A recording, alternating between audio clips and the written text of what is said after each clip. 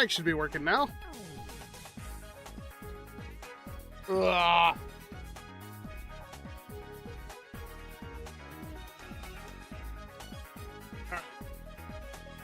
Sounds like we're working. All right. Let's see if this works. Okay, there we go. So, sorry about that. Frickin' Streamlabs used to just let me log into YouTube in Streamlabs and hit stream, and it would work automatically.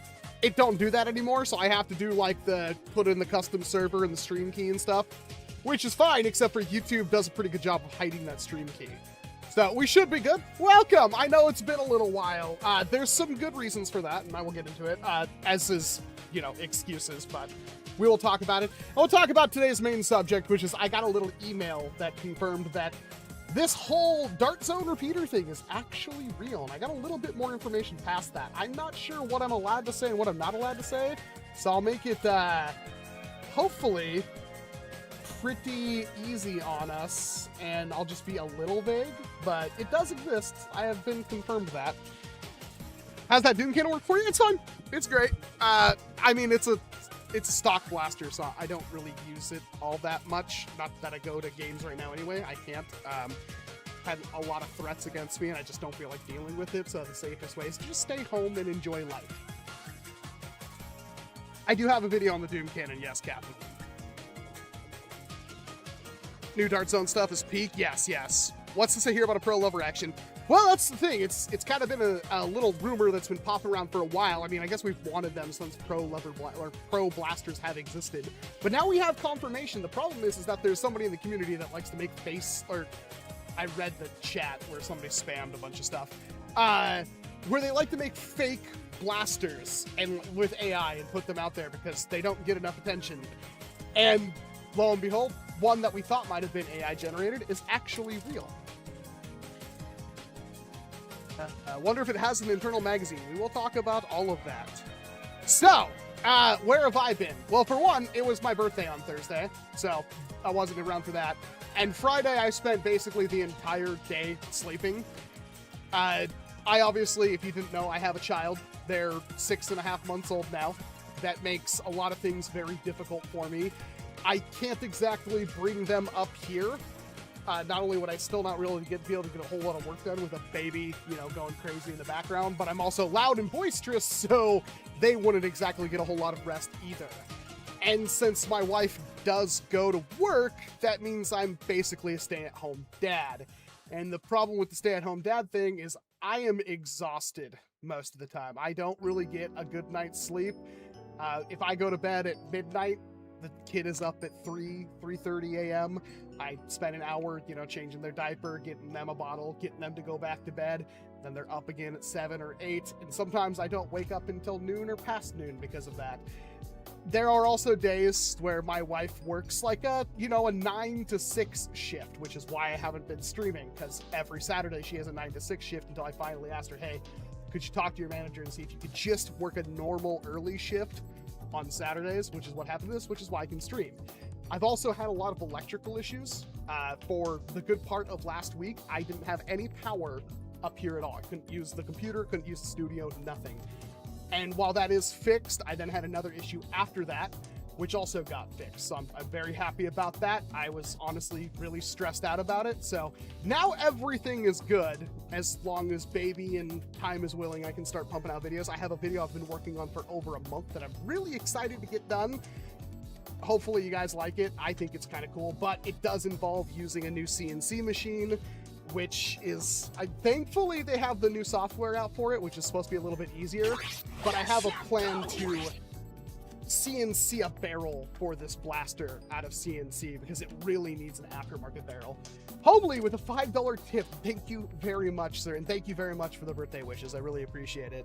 Let me look at the chat. Congratulations on the child. Thank you, thank you. When are you going to reveal the ejector shell thing? Asks Zubin.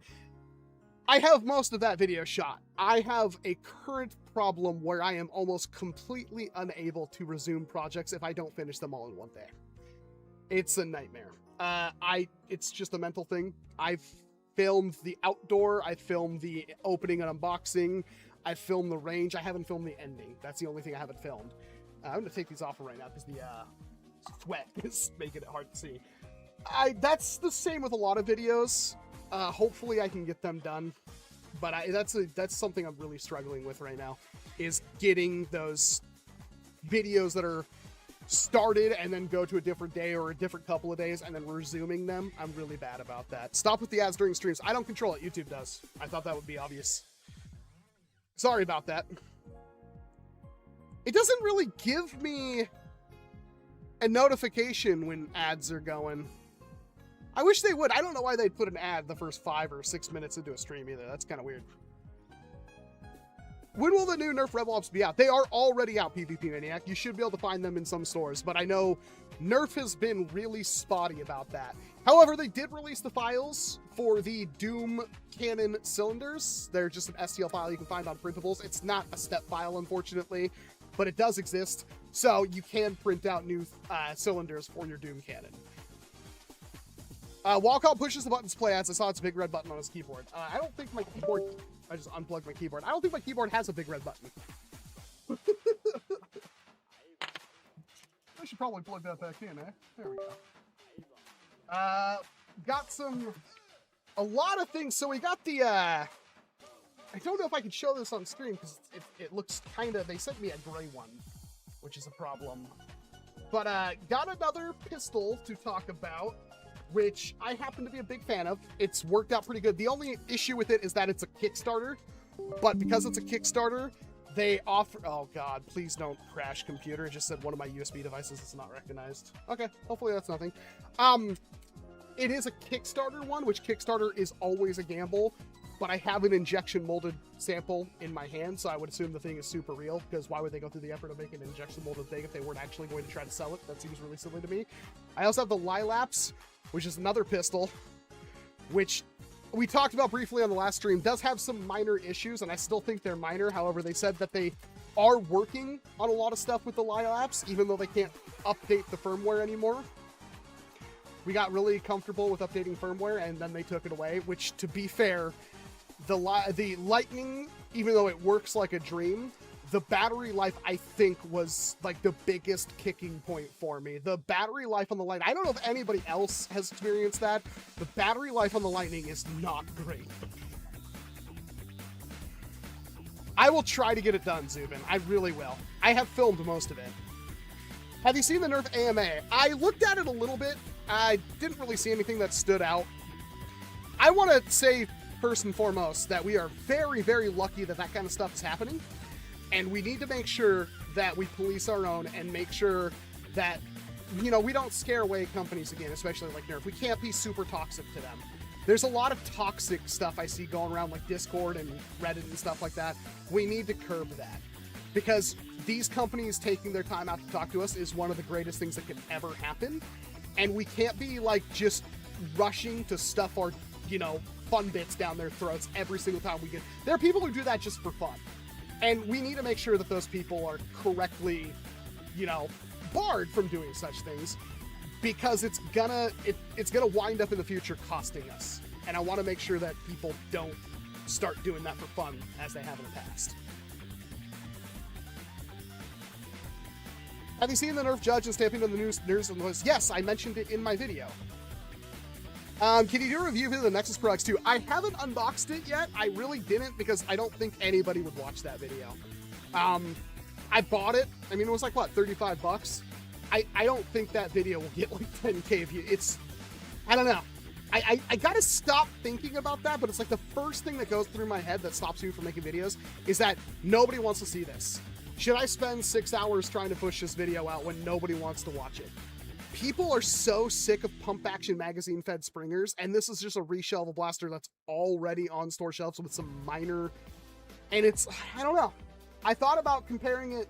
I want to do a video on the original Nexus Pro, because I have one, a sample inbox and everything. And I kind of want to do like the past and the future kind of thing. I don't know. That was something I wanted to do, like a tag back on the original Nexus Pro, though. That is something I definitely want to do. What's my blaster of the year so far? I definitely want to say it's the Outlaw. Not the Outlaw, I'm sorry, the Break Barrel. It's just way too much fun. I need like 4 more of them. What's my favorite type of pump grip? It's usually angled.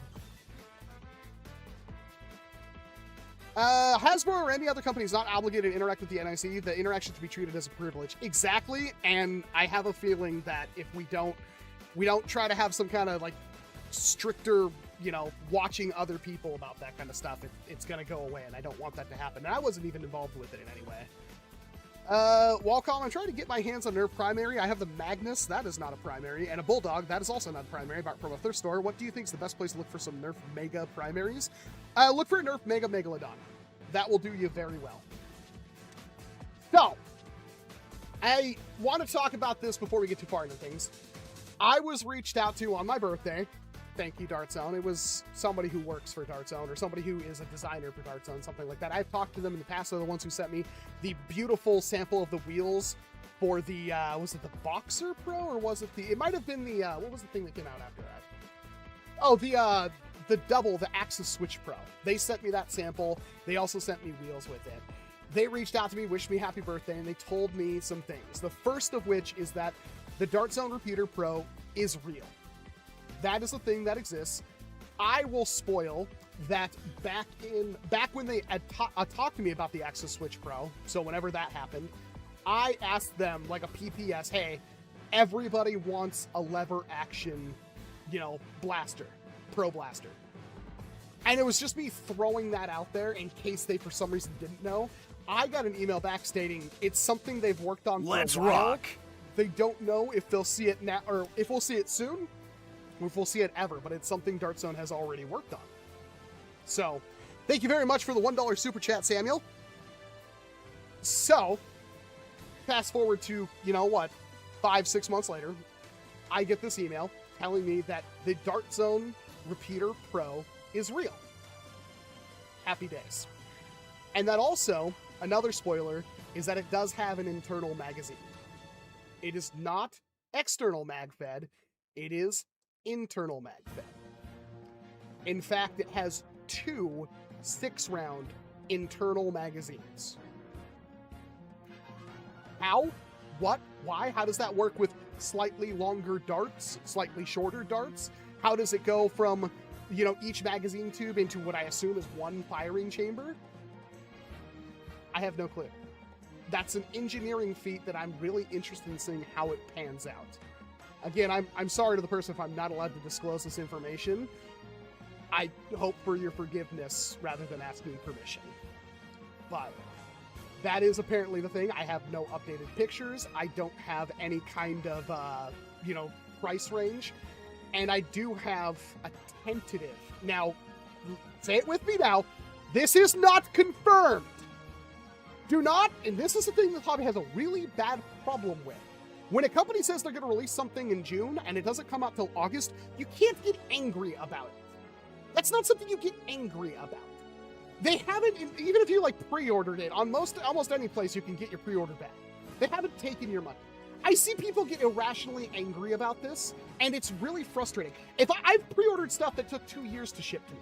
It happens. If you've ever bought anything from Limited Run Games, which is a pretty awful company, mind you, they're always like a year or 2 off from their delivery estimates, and it's kind of hard to get angry because at the end of the day, I still got what I ordered.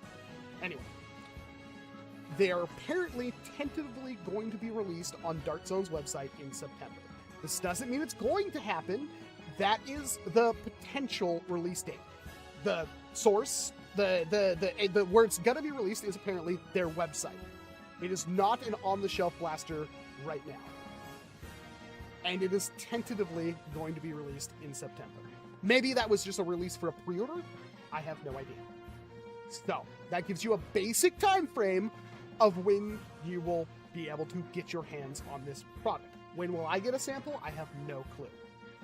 That being said, I have no idea of the price. If I had to guess a price, I'm going to safely say $70. And I'm going to hope it's less than that. I'm hoping it's like 40, 50. It could be more than that. We don't know. But I just want to put that out there. Tentatively, it is coming out in September. Classic Real donated $1 to, says, say it with me now, it is not confirmed. And this is true. Don't go harassing Dart Zone about it. Don't go harassing anyone associated to Dart Zone about it. If you want to try to confirm what I'm saying, that's whatever, that's fine. You don't have to believe me. And I know this hobby, I could literally, you know, have it written on, you know, from a scroll from 2 million years ago, and they would still tell me I'm lying. But that is what I've been told, and I have no reason not to believe this information. So, to recap that for anybody who's a little bit late, the Dart Zone Repeater Pro is real. It is a lever action pro-rated blaster, probably 150, 160 FPS. It has 2 internal 6-round magazines, which matches up with the 24 darts that the blaster comes with. 12 times 2 is 24. They generally like to double the amount of darts that they give you. And that it is tentatively going to be released on Dart Zone's website in September. All of this is unconfirmed, although I have no reason not to believe my source, and things are always subject to change. So if it doesn't come out until January of 2027, don't be mad about it. It's a bummer, but you can't be mad about it. People being mad about pre-orders is the dumbest thing in the world, especially if you haven't paid for it. My Amazon order is $60 in September 15th. Well, there you go. It was already on Amazon. I forgot about that. Thank you for the update, Quintic. Trying to catch up with the chat here. Will it have a King's Patent loading gate? I have no clue. I literally do not know. I mean, it has to be mass produced. Yeah, and I don't know how long that takes. Dart firing Artemis Fed. I have no clue. I honestly do not know. That would be interesting to see if it had like a internal revolving thing, but it said 2 mags. If it doesn't like a revolving thing, you'd think there'd be at least 3. Will you be prepared for the new X-Shot Insanity Dart Storm and Blitzhammer? I assume I will be getting a copy of one of those. I know Danny already got one, but he works a lot closer with X-Shot than I do. I assume they'll send me out a sample at some point, and usually when I get samples like that, the reason why those videos tend to come out faster is because, 1, I'm really excited, and 2, it's like, when I get the thing, nothing else matters to me. I just get that video done. So I'm still pretty proud about this, but this is gonna really upset you guys. To like the lack of videos, right? And this is, I can't defend this. The video on the what was it? The NERF Rebel Ops. I got that package at 10:30. I had the kid until about 11:30 noon. So I was up there, I think, just after noon. And I started that video. I got that entire video edited and uploaded by like 5:30 p.m. So that video took me about 6 hours to make. About that. So I am capable of putting out, whether you think that's a good video, a bad video, high quality, low quality. I actually really interested to see what you think about the quality of that video. I am capable of putting out that caliber of video in about 5 hours. It's almost 25 minutes long. That's not an insignificant amount. So that gives you a time frame. Some videos, if I have a lot of restarts, because I don't have a script in front of me. If I have a lot of restarts, a lot of false starts, a lot of things, sometimes the videos are harder to work on. But when it's like a stream of consciousness, like the Doom Cannon, that was fairly easy for me to get done. And working on it was relatively fun. I did cut out a lot. And the problem is with videos like that is that I tend to cut out a lot. I am going to it with a freaking machete and cutting out 12, 15 minutes of stuff. The way I do my videos is I put all the raw footage on the timeline and I cut out all the pauses and all the restarts and everything like that to get it all in one thing. Then I go through and I start doing all the editing with all the motion tweening and everything like that, the zoom ins, the punch out stuff like that, the effects. And at that point, I'll start cutting out parts of the video. And sometimes important things get chopped by accident and then I have to, you know, answer in the comments below. It's like, oh, this one thing. But it's like, I realize not a lot of people want to watch a 25-minute long video from me. I personally love long YouTube videos, even if I can't watch it all in one setting. And I aim for all of my videos. This is a happy accident. If you look at like my X-Shot videos, they're all around 15 minutes. 12 to 16 minutes is generally what I aim for my videos to be. But with the Rebel Ops one, it was 3 blasters. So I had to get all 3 of them into one video and make it one succinct video. I could have split those up into 3 separate videos. I don't know if that would have performed better or performed worse. What I can tell you is I'm very happy with the performance of the video, and that's exactly the kind of video that I want to be able to do. Were there any new X-Shot leaks? No, the only thing we're waiting on right now is the new rotating thing, like pump action rotating blaster, which is an insanity blaster, so it's not pro performance, and then the Dart Storm, which is I think $120 dual drum magazine fed double barreled. Essentially, this has to happen. Can you focus on that? This has to happen, right? I'm sure somebody's gonna beat me to it and claim they're the biggest fan of Gundam ever, and they had to do it. I don't care. Like, obviously, I'm gonna have to do that because Gundam Heavy Arms is the thing I've wanted to build for literally like a decade. That's why I have so many Rage Fires, and before that, I was trying to get Gatling Storms or whatever that Dart Zone. Like, I have 5 Punishers, and I was gonna do it without that, but they're super heavy. Then I was gonna do it the smaller, the Gatling Storm, I think is what it's called. And I went to go buy those as my Toys R Us was closing, but they didn't have any in stock. So that's how long I've been trying to work on that project. So I know those 2 are coming out, and I assume I will get samples of those. They don't have good, like, contact with anyone as far as I know. I asked them point blank about the performance of the, what is that thing called? The Longshot X2, Longshot 2, and they never responded. So a lot of people got 160 FPS versions when I think every influencer got a 200 FPS version. That sucks. It's such a minor thing in my opinion, because it's still an insanely easy blaster to modify, and virtually any hobby spring and barrel will go on that thing and give you a performance increase. But it does suck, because I wanted to say that is bar none the best performing thing you can buy off the store shelf. Right now, that is still the Nexus Pro X2. That is the highest performing thing you can buy off the store shelf right now. And for that, I maybe have to do the video, but it's months late at this point. I don't know if I even should. Sorry. Didn't realize it wasn't there. There we go. What about the Adventure Force V-Twin? It's pretty light. I actually had one of those cut up too. They were expensive. They were like $45 a piece, and they're really small. They doesn't kind of do it. Is Adventure Force making this? Adventure Force is the brand Walmart sells stuff under, and Adventure Force is not the company making stuff. However, they do buy the blasters from the company. So if Adventure Force, the brand under Walmart, Walmart's brand, the brand of Walmart, if they don't want that blaster, then it doesn't hit store shelves. So the Repeater Pro apparently is going to be on Dart Zone's website, which means Walmart probably didn't want it.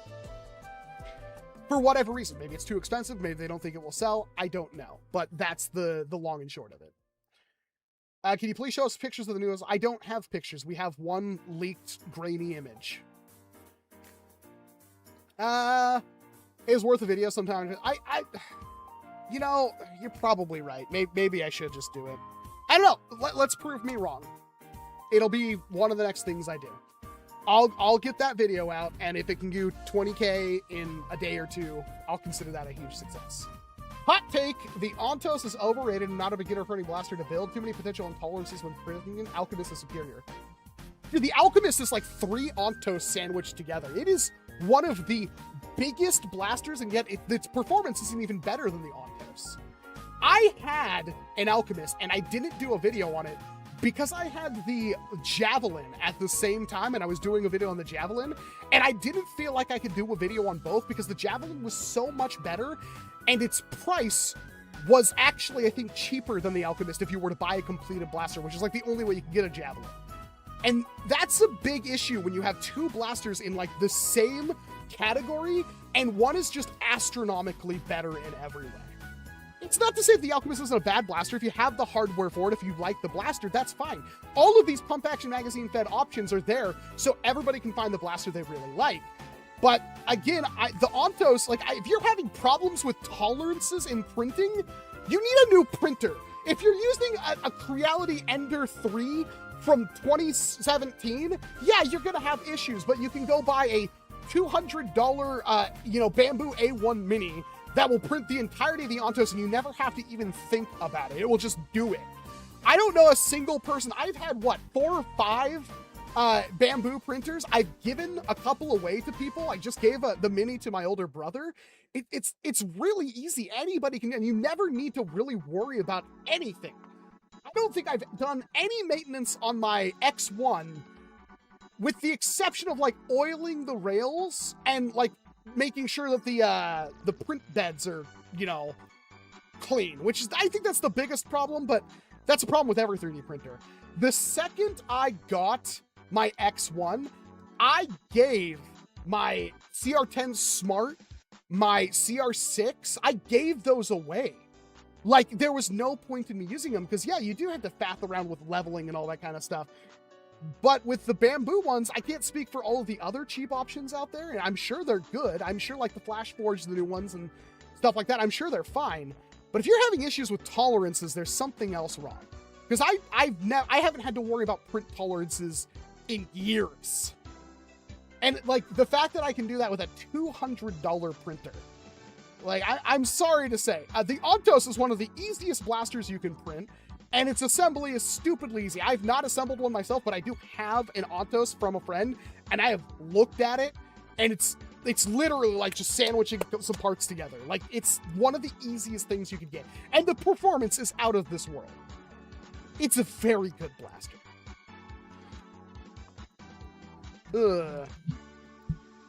If you could just strap the dart helmet onto a new AF gauntlet. Oh, yeah, you're right. But that gauntlet thing is super cool, too. We should talk about that. There were some new leaks that General Strife sent me.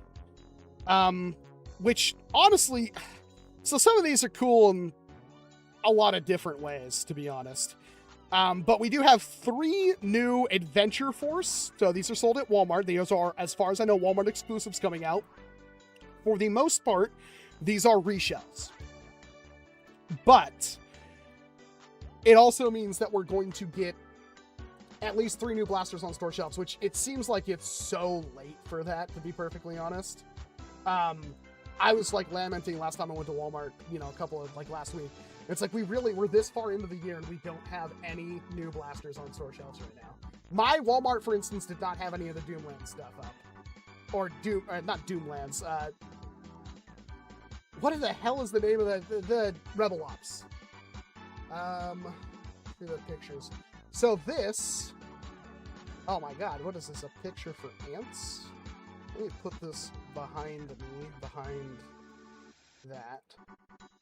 So this is the new Dart Zone, what is this called? Gauntlet. It's literally just called the Gauntlet. Thank you again to General Strife for sending these pictures over. I'm sure you found them on social media.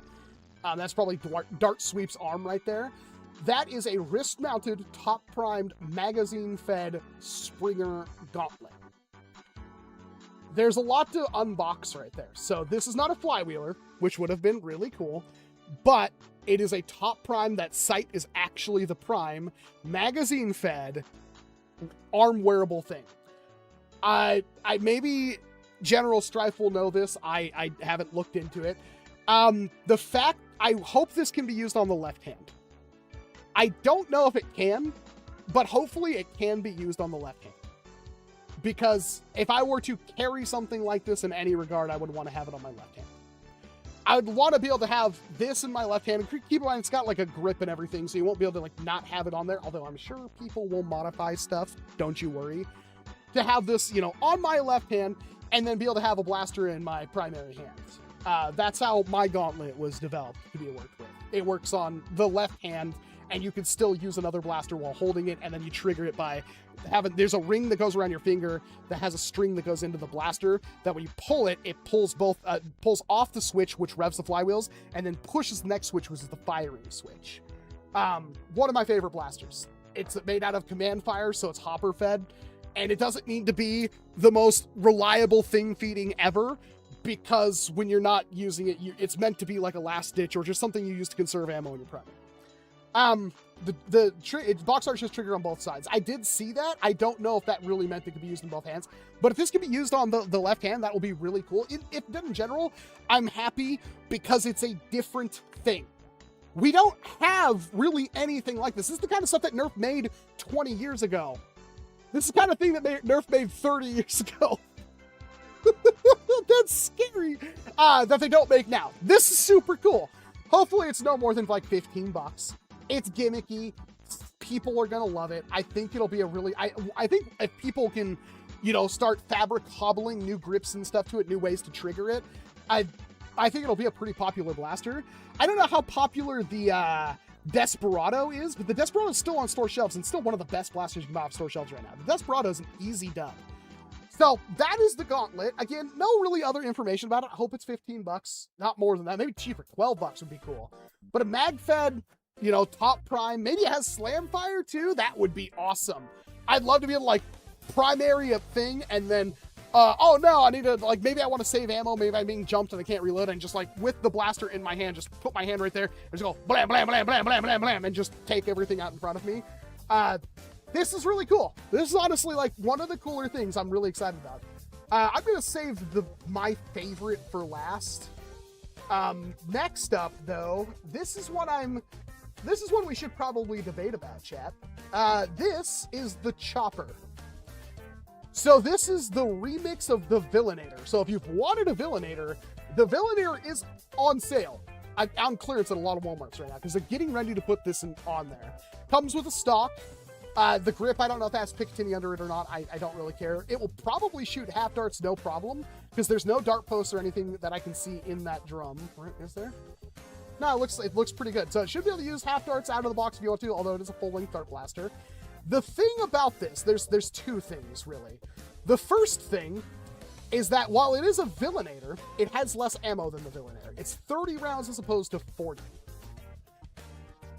The next problem is, but the next thing that could be, like, you would want this over the Villainator is the Villainator's pump linkage is very weak, and maybe this is better. Although, looking at it, I doubt it. Maybe.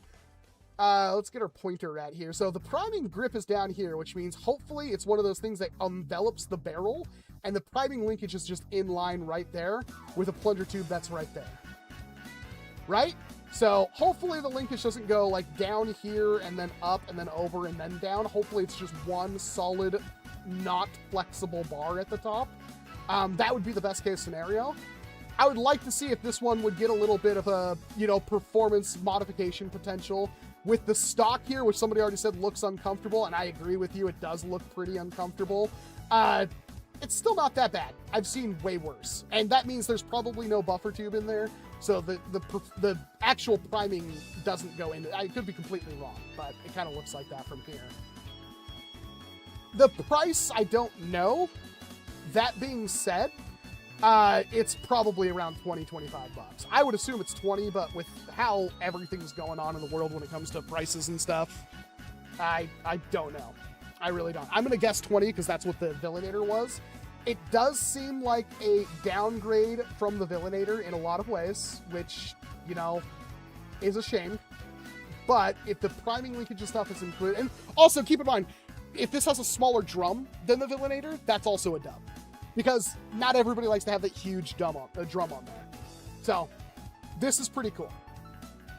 I'll obviously try to get all these to do videos on. I like the Villainator, and it looks even more Tommy Gun-like. Yes, this is called the Chopper. They knew it looked like a Tommy gun. It looks just like it. So, this next one is, I like this one purely for the aesthetics. I'll be 100% honest. A lot of you will still like it. Where is that? Oh, I moved it down here. Sorry, I'm a professional streamer maybe sometimes. I am super stoked for this one. This is, I don't even remember the name. General Strife, help me out. This one looks sick AF.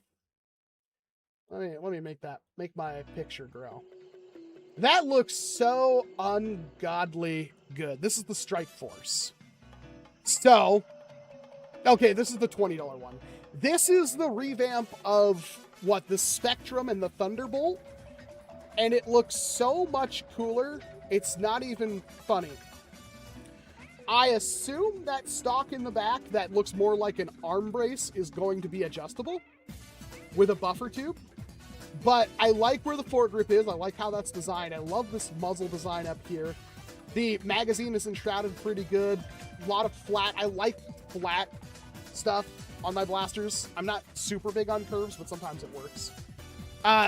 full-length Picatinny rail over the nose of the blaster. Classic for Real donated $5. It needs to be said, Doom Cannon vid was high quality, whether it's just 5 hours or not. Okay, well then I know what I can get away with then. Thank you very much, Classic. If anybody agrees, let me know. So, this will come with a stock, I assume a 10, 12 round mag. $20, semi-auto, obviously. That's fine, most people want semi-auto. Grip looks comfortable. Everything about this blaster looks amazing. This looks so much better than the Thunderbolt and the Spectrum, it's not even funny. I think this will be an easy win. Hopefully it's a Strife Cage. It's gonna be. They're really good about that. Hopefully it's a Strife Cage. Yeah. Does anybody not love this? I think this is the best one by far.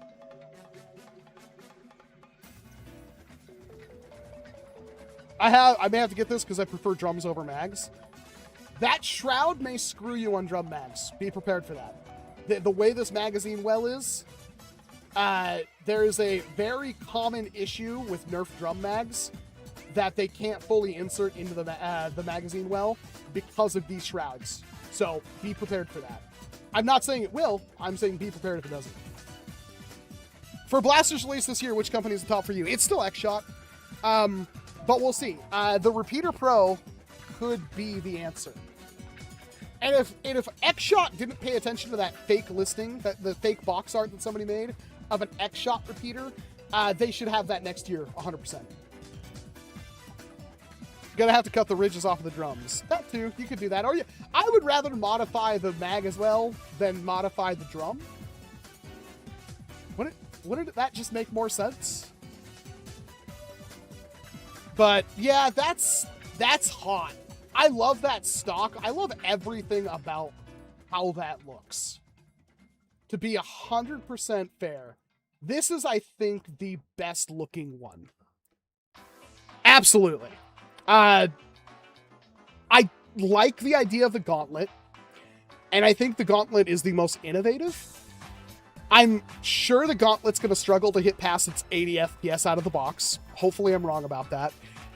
But I think the gauntlet and the chopper, I'm just not digging it, even though I really like the Villainator. Unless the chopper can take a mod potential out of it.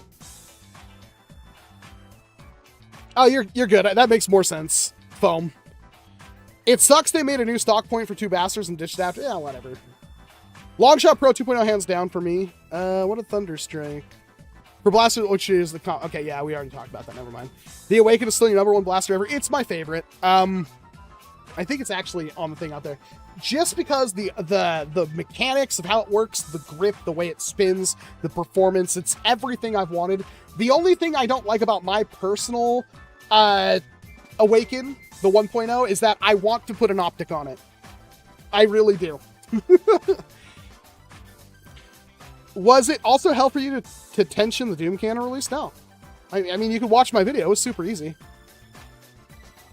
Walcom, are you aware of the 4 new tunes? I'm not even going to bother with crap like that because they're just 2-shot jolts. I don't care. Is it rewarding to get the shell ejection kit for the Awaken? If you like the dopamine of shell ejection, yes. Otherwise, no. I'm not quite sure, RTs. I was going to say X-Shot, Long Shot, too, and I probably still will. I think the only issue is that, like, the one that I got was higher performance than what actually hit store shelves, which is not fun. I hate it when that happens. When is the Shellington Kieran vid? Does anybody care? I kind of did a short on it, but I don't know. I had such a bad taste in my mouth about that blaster. I'm still upset about that. And I'm like, what, 2-3 years late at this point? I still actually have the man, I got like a couple of videos. So I received the lever action from Addy Crafts, ADI. It was broken in like every single possible way. And instead of just getting a replacement, I hand glued everything back together and it works. But that sucked. And I don't know what happened. The working theory is that whatever shipping company wanted to save extra money, and so they took it out of their packaging, which is always that nice foam, everything has a spot. They literally just took it out of that packaging, threw it into a box, and shipped it. There's no padding, there's no nothing. It was broken in every single way it could have been broken. I still got it back together, firing. hits 200 plus FPS. I haven't done the Pyre Tusk, which I need to do. That video is a little bit late. It's been, man, this whole everything. I need to do more videos. Trust me, I know I need to do more videos. Favorite bullpups. I think bullpups work a lot better, and I think when it comes to being a bullpup, the Longshot 2 is really good because you got that thumb release for the short dart mags and everything. The ergonomics are on point. People just don't like bullpups, and that's fine. But for Nerf, where barrel length actually does matter, I think bullpups are really good. But not everybody's going to like that. I think you read one comment of mine. I asked Longshot Pro versus Nexus Pro, the original ones. I'd probably go Nexus Pro. Unless you're talking about the Nexus Pro, like the... Not the Nexus Pro X. If you're talking about the original Nexus Pro, Longshot. If you're talking about Nexus Pro X, Nexus Pro X. Do you prefer the X-Shot spin shot over the Longshot 2.0? Well, first of all, it's called the brake barrel, not the spin shot. And yes, I love the brake barrel. I love the brake barrel so much. I mean, if people don't want to do a hobby, Comey, then they don't want to do a hobby. Trying to force somebody to get into a hobby is bad. Show her, you know, bunch of good blasters, let her fire them, you know, play in the backyard or something 1v1. Try to have her get into that, have fun if she likes it, you know, show her the customization and stuff like that. Do you have access to 3D printers? Like, do you have a 3D printer? Maybe you guys could get a 3D printer, print out your own customized blasters and build them together. Like, there's a lot of ways to do that. But yeah, I wouldn't try to force somebody. Just because you like a thing doesn't mean they're going to like a thing. There's plenty of things my wife likes that I don't like. You know how it goes.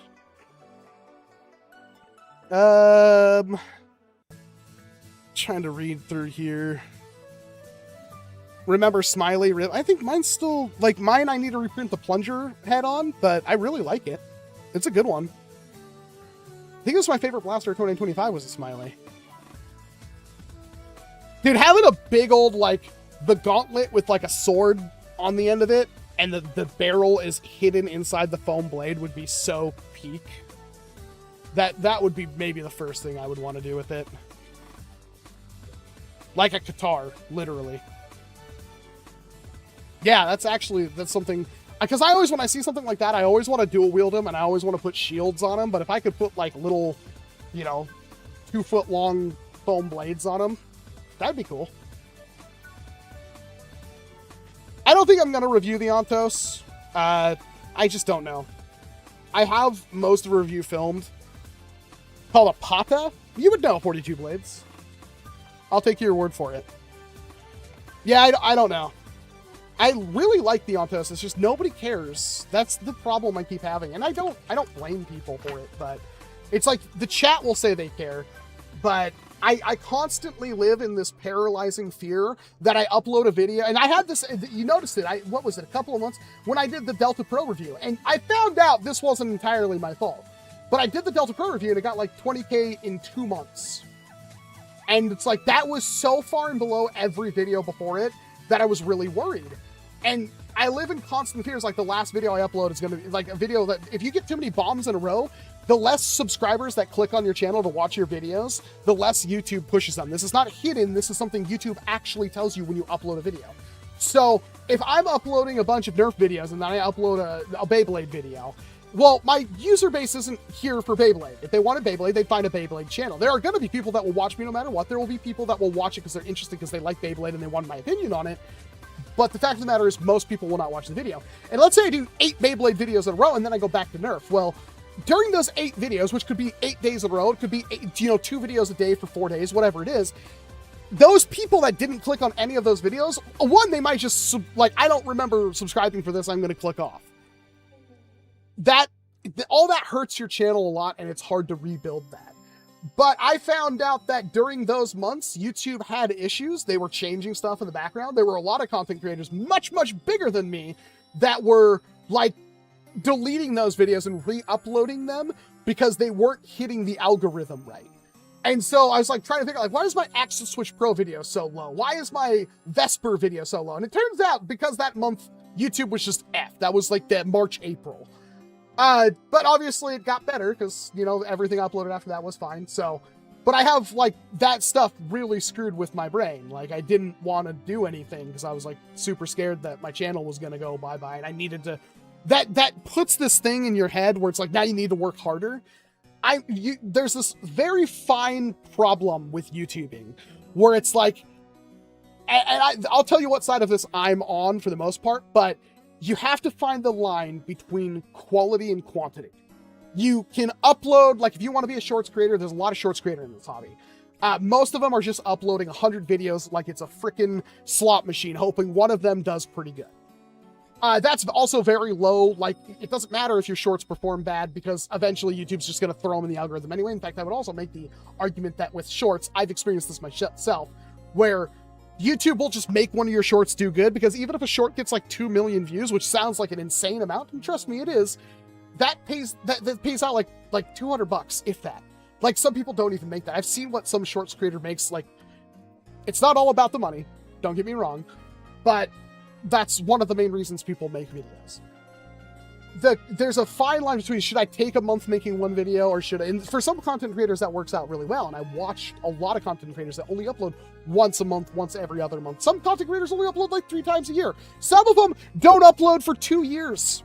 And the next video they upload will get 40, 50 million views. It's crazy. It's also like the amount of, like, I could put 2 hours into a video and make it look fine, or I could put 4 hours into a video and make it look better. But after that point, it's like, how much do I want this video? I want to do higher quality videos. And not only do I just get lazy and like tired, but I also, like, nobody cares. You know what I mean? There's some, like, to put it, like, I'll talk about one thing particular for me as a content creator that blows my mind. I was watching like the Reckless Ben stuff, right? I think a lot of people, probably everybody in the chat is like, if you don't worry about it.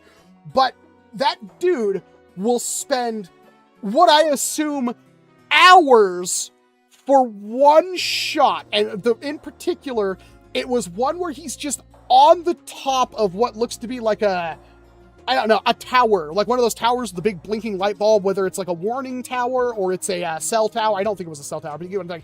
Just sitting on top of a cell tower, talking into a mic while a drone flies in the distance recording him. And you sit there and it's like, it's one little shot. And I want you to fully appreciate, as a content creator, I go, that dude drove to this location, climbed up that tower, had the drone in the air, and just filmed a little talkie segment on his thing for like 20, 30, 40 seconds maybe. Like, and that's even pushing it. I see that and my jaw drops. And that's not, that's like, there's a lot of content creators that do a lot more for 5 seconds of footage. But that's the kind of stuff, like, I barely leave the studio. Even going outside to film is kind of like, should I do this? Does anybody care?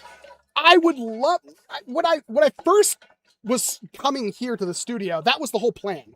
That was my dream, is like to get all these, like, having help around to hold a camera and stuff like that. Because, like, standing outside and having it on a tripod, I hate that. I wish so much I had a camera person. But and obviously that never happened. That was never a thing. So it's like, I think I've dialed in exactly how much effort I should put into a video. My growing theory is always that I should do better than the person next to me. And now that Coop isn't making videos, I kind of haven't had to do that for a while. Right? Because Coop made really good videos. And I don't want to rip off Coop, but yeah. That was not a green screen shot. That was totally real. So, yeah, it's like, again, it's this thing where it's, there's a fine line. I want to make higher quality stuff, but it's like, there is that thing where it's like, do I want to waste all this time when I could just put it out and people will probably still like it anyway? And it sucks, because the thing that goes through my head the most is that I always want to do higher quality stuff, and then I never do it. Class Real tips $2. Help the channel out, use the hype button. Oh, yeah, hype button's super important. If you guys do want to use that, it's mostly on mobile. When you're watching a video on mobile, I can probably show you it on my own video. Oh, how long has my phone been going off? So, here we go. Here's a video from Drum Thing Dank Pods. If you scroll over on the comments, right under your thing, that will show you the hype thing, and you can hype it. You can do that for 3 videos a week. From what I've seen in my analytics, that does help a lot. Is there a shellless full-length tube-fed Nerf? Well, yeah, that's apparently what the new blaster is going to be. The Repeater Pro. I promise you that I will pick up the video pace. I have a video. I'm going to have to try to get some help on the CNC thing, but I need to take one of these barrels, cut it in half, and then I need to mill this down to 15 millimeters. Now, I could buy 15 millimeter outer diameter barrel, and that would work. But the thing is, I want to be able to use a B-car on the end of it. So I need to take about that much, and I need to mill about that much down to 15 millimeters. So I think I should be able to do that no problem with the 4th axis on my CNC. But I need some help with that. Honestly, with the last 2 weeks of electrical issues, that hasn't been possible, but now it is. I'm going to work on this. We'll see what happens. But I will have videos. I have stuff that... I'm so glad Solinus hasn't been over, because he would frickin' murder me. I need to do a lot of organizing. I've pulled out a bunch of stuff, like the machines on the side over. You didn't really see them. I pulled those out. They had a lot of stuff on them. Now I'm trying to find places for that stuff. So then I took a shelves and I pulled everything off the shelf, and I'm trying to make it more organized on the shelf, but then all that went on the floor, and I need to clean things up. The only clean places right now is like the shooting range and my desk. But I need to... I've already talked. I told my wife, like, hey, look, you don't have to give me anything for my birthday, but if you can give me 3 or 4 hours of help up here organizing, that would be the greatest thing ever. But obviously she works, and then we have a baby, so... no, maybe just a bit of torture, no matter. I swear to God, I'll have it cleaned. I have to, because I can't function, but it's pretty bad right now. I'd say it's like 3 hours away from being perfect. I didn't buy it, I didn't have the money. Obviously, when you have a kid, it's a little bit more expensive than you expect it to be. There was a thing at Costco that was... It was a shelf that only held the bins, the plastic bins. And I have so many of those plastic bins, but the shelf it held 20 of them.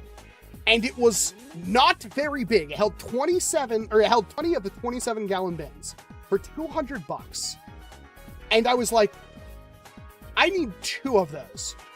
Because if you look at my like industrial shelving, each shelf holds 2 bins, and there's a lot of space above and a lot of space between. This one held them neck to neck perfectly, as long as you could get lids on them. I should have bought them, and I didn't, because they're gone now.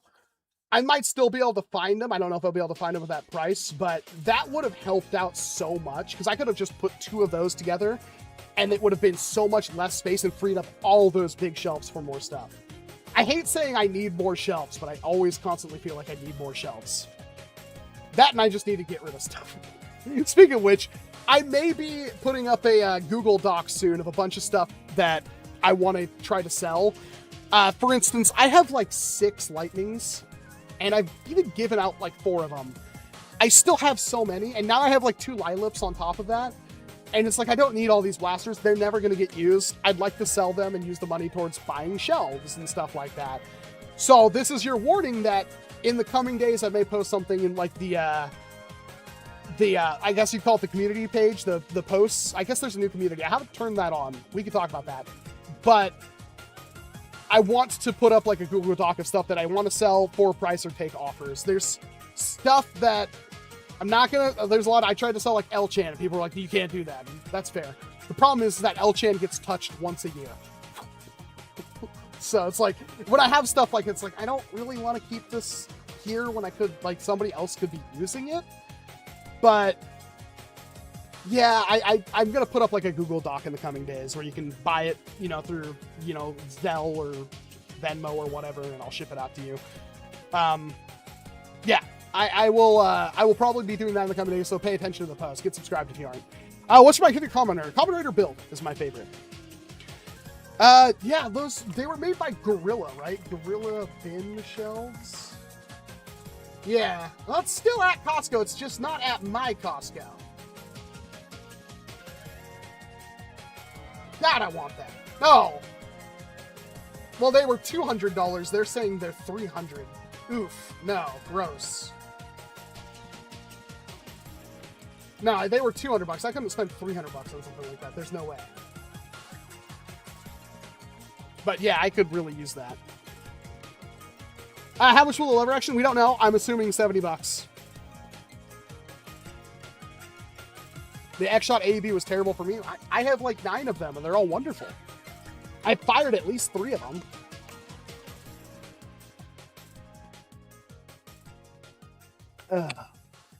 I don't have Cash App. We can figure something out.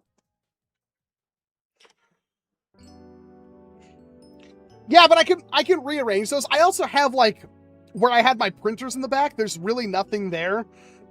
I just don't have more bins, but stuff needs to get chucked in. Like I have a lot of clutter on like every surface, and that's making things difficult for me. And it's like, I'm not opposed to getting rid of stuff. The problem with like just getting rid of stuff is that like I have 18 Titans. I don't need 18 Titans. I could just donate 17 Titans, but then my local Goodwills will just be stuffed full of Titans. And also, Goodwill knows that those are worth money. People pretty much always buy a Titan when they see it. So I'd like to sell those, but then it's like, it's a Titan. They're a nightmare to ship. What do I do? Like, what do you do about that? I don't know. I don't even know. It's something that I've like, I don't want to just like, because that's like, I could charge $20 per Titan. People would pay that. Right? Would you buy a $20 Titan that held air, probably didn't leak? You probably would. I've seen them go for much higher than that. Yeah, I wish that was an option, Boomer, but it really isn't. How's the Doom cannon been? It's been fine. I did a video on it. Did X-Shot ever fix the cylinder issue in the reskins of the Pro Series pump action? I have cylinder issue? Are you talking about the plunger tube? I believe they attempted, and I want to state that it's probably fine with the new ones. My theory for that is it's much thicker. It's like that thick walls. There might be, Guitar Man. It's the problem with like fiending issues with it's people like, I can pick up this dart right here. Like, so this dart is freaking garbo. I wouldn't even use this in a flywheeler, right? Like, it's pretty effed up. This dart. It's fine. It's worn, but it's fine. I could just go through picking up random darts off my desk and being like, yes, I'll shoot this, yes, or no, I won't shoot this. This dart, it's probably never been fired, but yeah, this is fine. But if you load a dart like this into your Dart Zone repeater, this will what's the gold goat trophy and I have no idea what that is, but thank you, AESGX5.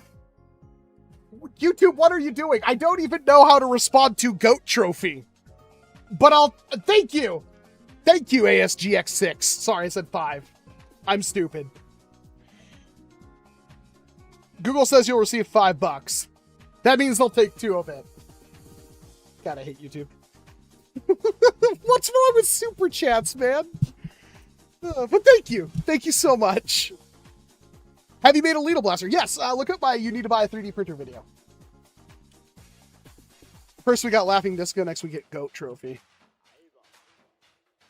I'm trying to copy Twitch. I don't really use Twitch. I know about Twitch bits. I've never sent bits to anyone ever.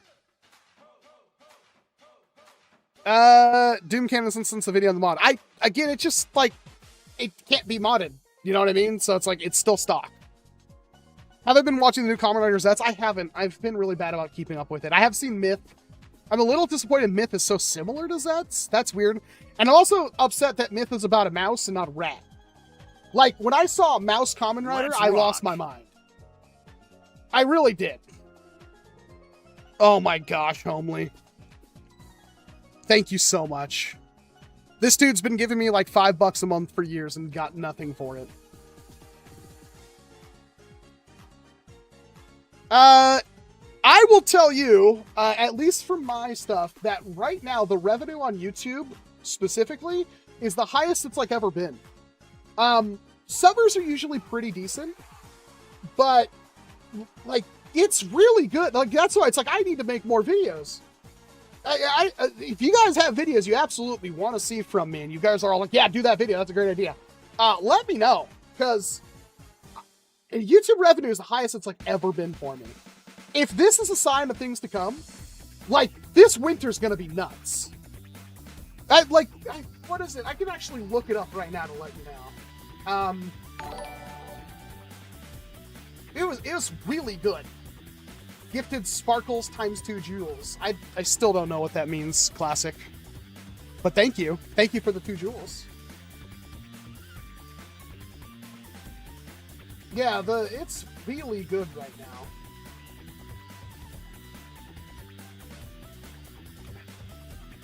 So I'm incentivized to make more videos. It's just, again, guys, I can't understate this enough. I was already somebody that was, I've lost a lot of, not the spark. I love Nerf and stuff. I've just been, like, not being able to go to wars and stuff like that has really messed with me. Like, my drive for building blasters and stuff is just gone because I'm not ever going to use them at anything. But I still love Nerf. I have a lot. I spend hours just shooting my targets. Like, that's fun for me. I have tons of fun doing that. And I love having people over and doing competition shots. Like, last time Z was over, that's all we did. We literally sat there for like 3 hours just shooting different blasters at the targets and testing accuracy with stuff. I wonder how many people have done that. I don't know what the jewels are.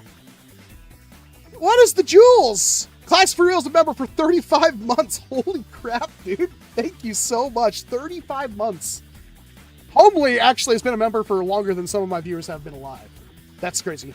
Atticus with a gold coin for 10 jewels. That's, I don't, thank you. I don't know how I feel about these jewel things. I don't know anything about them. It's cool. I wish they'd put jewels on the screen or something like that. What do you think of Zet's design? I don't like the lightly armored designs. I really don't. That's one of the reasons why I like builds so much. It's a little bit heavier. So when will you bequeath your collection to your child? You know, he's got to be older. He's, you know, he can barely, he just, like, within the last 2 days can now hold his bottle by himself, which is super cool. There's something about, like, not everybody's going to understand it, right? There is something magical about all of a sudden your child just does a thing. So it's like, before, it's like, if we, like, we'd hold him and feed him. We don't always hold him and feed him. So we had been putting him in the boppy. We put him, put the bottle there. We put, like, his little stuffed cow underneath the bottle at a slight angle. And he can kind of, like, at first he didn't really hold it all. Then he started kind of holding it. Now, I don't even need to do that. He will literally just grab the bottle and hold it and drink himself. And he's smart enough to understand that when it's not dispensing food, that he needs to tilt it up. I don't know how he figured that out. How did my baby figure that out? I have no clue. I have a feeling there's going to be a lot more moments like that where I'm just sitting there like, where the hell did you learn how to do that? And we have started feeding him some solid foods. Press F. Why are you pressing F? What are we pressing F for? Thank you for the 10 jewels, but what are you pressing F for? But yeah, the baby just, I don't know. It just starts learning crap. Like, the first meal he had that was solid food, that wasn't formula or, you know, boob, was egg. Scrambled egg. And I kid you not, comrades, you put that in his mouth and the little sucker actually started chewing. I have it on video. He started chewing. It blew my mind. It's like he knew how to eat. It's kind of nuts. Babies are insane. But having a baby, especially for somebody like me whose sleep already sucked crap, waking up every 2 to 3 hours when you're trying to sleep, and then staying up late because you really want to get some, you know, gaming time in or something like that. It's pretty horrible when it's like, oh yeah, also you have to make a YouTube video. And I assume everybody here likes my stuff. And that's a bold assumption. There are a lot of people here that are just watching me because they hate me and they want to catch me saying something or something. But it takes a lot of energy. When I'm done with streaming, I'm exhausted. When I'm done making a video, I'm pretty tired. Still, like, the idea of, like, coming up here and, like, okay, I gotta do a video, and getting in front of the camera and doing all that stuff, it's like, it's kind of easy to understand why it's like, okay, you did all the filming stuff and do all the other stuff. It's like, bro, I don't want to. I want to go take a nap. Yeah, that's bad. I'm trying not to like pull a coop and like get really hard on energy drinks, but they've kind of been my best friend over the last 6 months. I'm trying. I'm really trying. But it's pretty hard. I for some reason didn't expect it to be this hard, and it is hard. Power out to all the people that raise kids. It's difficult. But he is a super happy, super healthy, super fun when he's not being a butthole baby.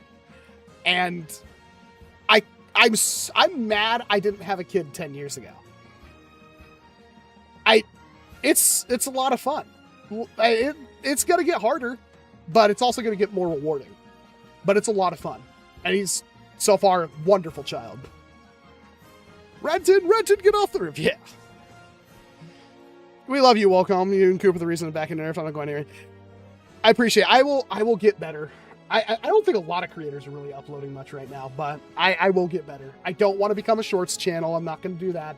I'm actually terrified of uploading shorts to my main channel. Even though I kind of like making shorts, but yeah. I will get more. I might cut some more corners just to make things, but hopefully we get to the point where it's like I can very easily just start getting stuff. I had so many videos that are halfway shot. I just need to unscrew myself and actually, do that stuff. How's the lack of sleep impacting you? How do you think a lack of sleep impacts someone? You're tired. You don't make good decisions when you're tired either. Why did for seemingly 3 years people distaste flywheels, came back to the hobby? Flywheels don't hit as hard, and so the first thing that people hit with flywheels is the noise, which is a taste thing. I don't mind the flywheel noise. It's never been an issue for me. It's actually a great deterrent. If you've ever done HVZ, there's a lot of times when I've had a horde in front of me and I've pulled out something that sounds horribly mean, and you rev that, people always stop. Nobody ignores a fly. Even like a zombie that's in a full sprint, you pull out something and you point it right at them and you rev those flywheels, they always stop. They always hesitate. And it's like, people are like, oh, well, you're going to let everybody know where you are. Everybody's going to know where you are when you clack off your pump action magazine fed thing anyway. It's like, it's not a secret. You're not hidden. And by the time you tag out one person with your blaster, you're going to be charging everybody else anyway. You know what I mean? Like, yes, there are times I have gotten people out because they've been around a corner and they've shot darts with a flywheeler, and I can see the darts going in a direction and I know they're not looking at me. And I can instantly go, okay, there's a flywheeler right here, probably 6 feet from this corner, and they're firing over there. I'm going to take them, and that will give you the opportunity to rush. And then there's somebody right there at the corner with a jolt, and they go, I got you! And they use that as bait. Flywheels are, so if you don't like them, you don't like them, that's fine. But the point is, like, people didn't like them because of the sound, and also, for a long time, flywheels are really weird. So, you got this thing where flywheels were pretty much on par with springers, but springers were easier to modify. And then we figured out, if you notice, we figured out crush. When we figured out crush with flywheels, all of a sudden flywheelers were as good as springers, if not better. And then what wound up happening is springer technology just got so much better. And while we did have flywheelers that were as good, we had flywheelers 5 years ago. I'm looking for like my ultra amp. It's like where it hits 230 FPS with a single stage. It's like, holy crap, we had good. We still don't really have that easily accessible yet. Like, I don't think any company sells a 200 FPS flywheeler out of the box. Maybe that was full. Was my ultra amp full length? I don't think it was, but you know what I mean? Like, we had this technology and it still hasn't been adopted by these big companies. So blaster builds like that kind of fell by the wayside. Not a whole lot of people are building Proteans. Not a whole lot of people are building whatever the upgrade of the Protean stuff is. But flywheelers are like now stuck in this, like when you get a flywheeler, you get 150 to, or 130s to 180s. Most people, like 200 FPS was the last limit. Now it's 250, 300. And I think 250 is a really good velocity cap because there's a lot of good potential for plays and maneuvers without it being kind of stupid. So, Siren Blink, that's actually a good point. Thank you very much. I keep forgetting that blaster exists. but still, it's like, since the Siren Blink, that's still like 3 years old, right? Like, when have we had another off-the-shelf blaster that did that? Because every single other blaster is 150, 160, maybe 180. Like, YouTube always kills my live streams for showing bright pink with orange muzzled blasters. The Vesper, 180. If the Vesper was a 230 FPS blaster, I think it would do a lot better. I think 230 should be the next thing. All of the like Lightnings and the Aatrox and the Dianas and stuff, none of those hit above like 150. They could hit 180s. They could hit harder than 180s. And I just don't get it. So, I wish that like flywheelers would catch up, but they still have. We're getting brushless, blasters that are made by companies, which is super good. But we don't need brushless blasters made by companies. Brushed blasters did work fine.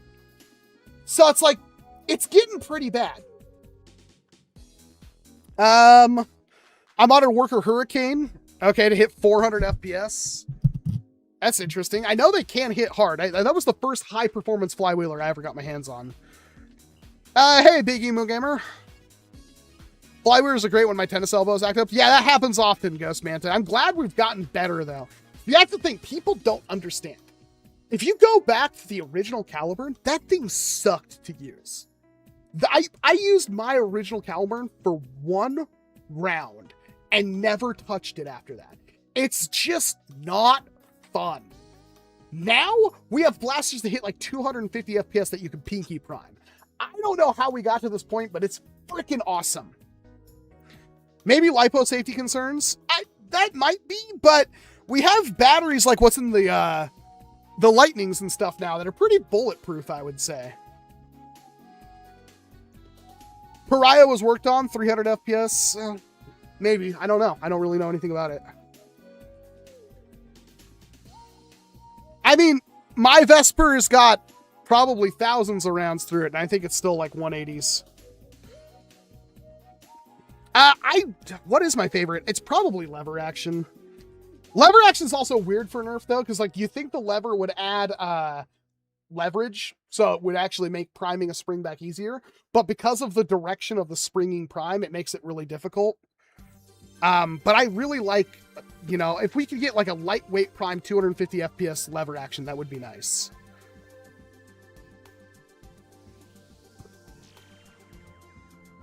Have a good night, Ethan. So, I don't know. I still feel like these blasters need a little bit more. The fact that the Vesper wasn't dual stage is like, yeah. That would require gears for sure. Well, then do it. What's wrong with using gears, right? Why don't we use gears more often? I want more music like this. I need more music like this. This stuff is so... I love it. Wait, the Vesper's... No, it's not. It's single-staged. What happened to my 2 Wardens? Both of them went back to Hasbro. I never bought another one after that. I still don't own a Warden. Not for any good reason. I need to get another Warden. Is there a market you think is being missed out on outside of the 230, 250 FPS? We need... well, now that we're getting a lever action from X-Shot, we need... One of the companies needs to invest in some kind of shotgun. I think if Dart Zone or X-Shot invested in an off-the-shelf shotgun, as long as they did their due diligence to make sure that the shells were big enough to handle multi-shot, but not huge. My biggest issue with things like the Sobek and the Breacher is that the shells are so ungodly massive. And while that's whatever you want to, I don't really care about shooting Mega XL out of a pump action.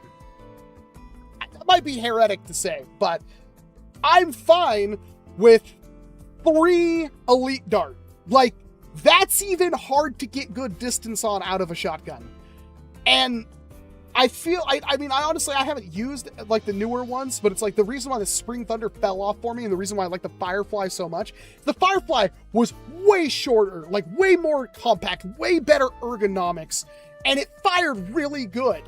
And when you counter that, like, I know lots of games won't let you use the 50 caliber foam balls, and people were always ripping on me for liking the 50 caliber foam balls so much, but there's something magical about when you actually get to fire one of those, like a maxed out, good Firefly with a shell with 3 or 4 50 caliber foam balls in it. It feels amazing to use.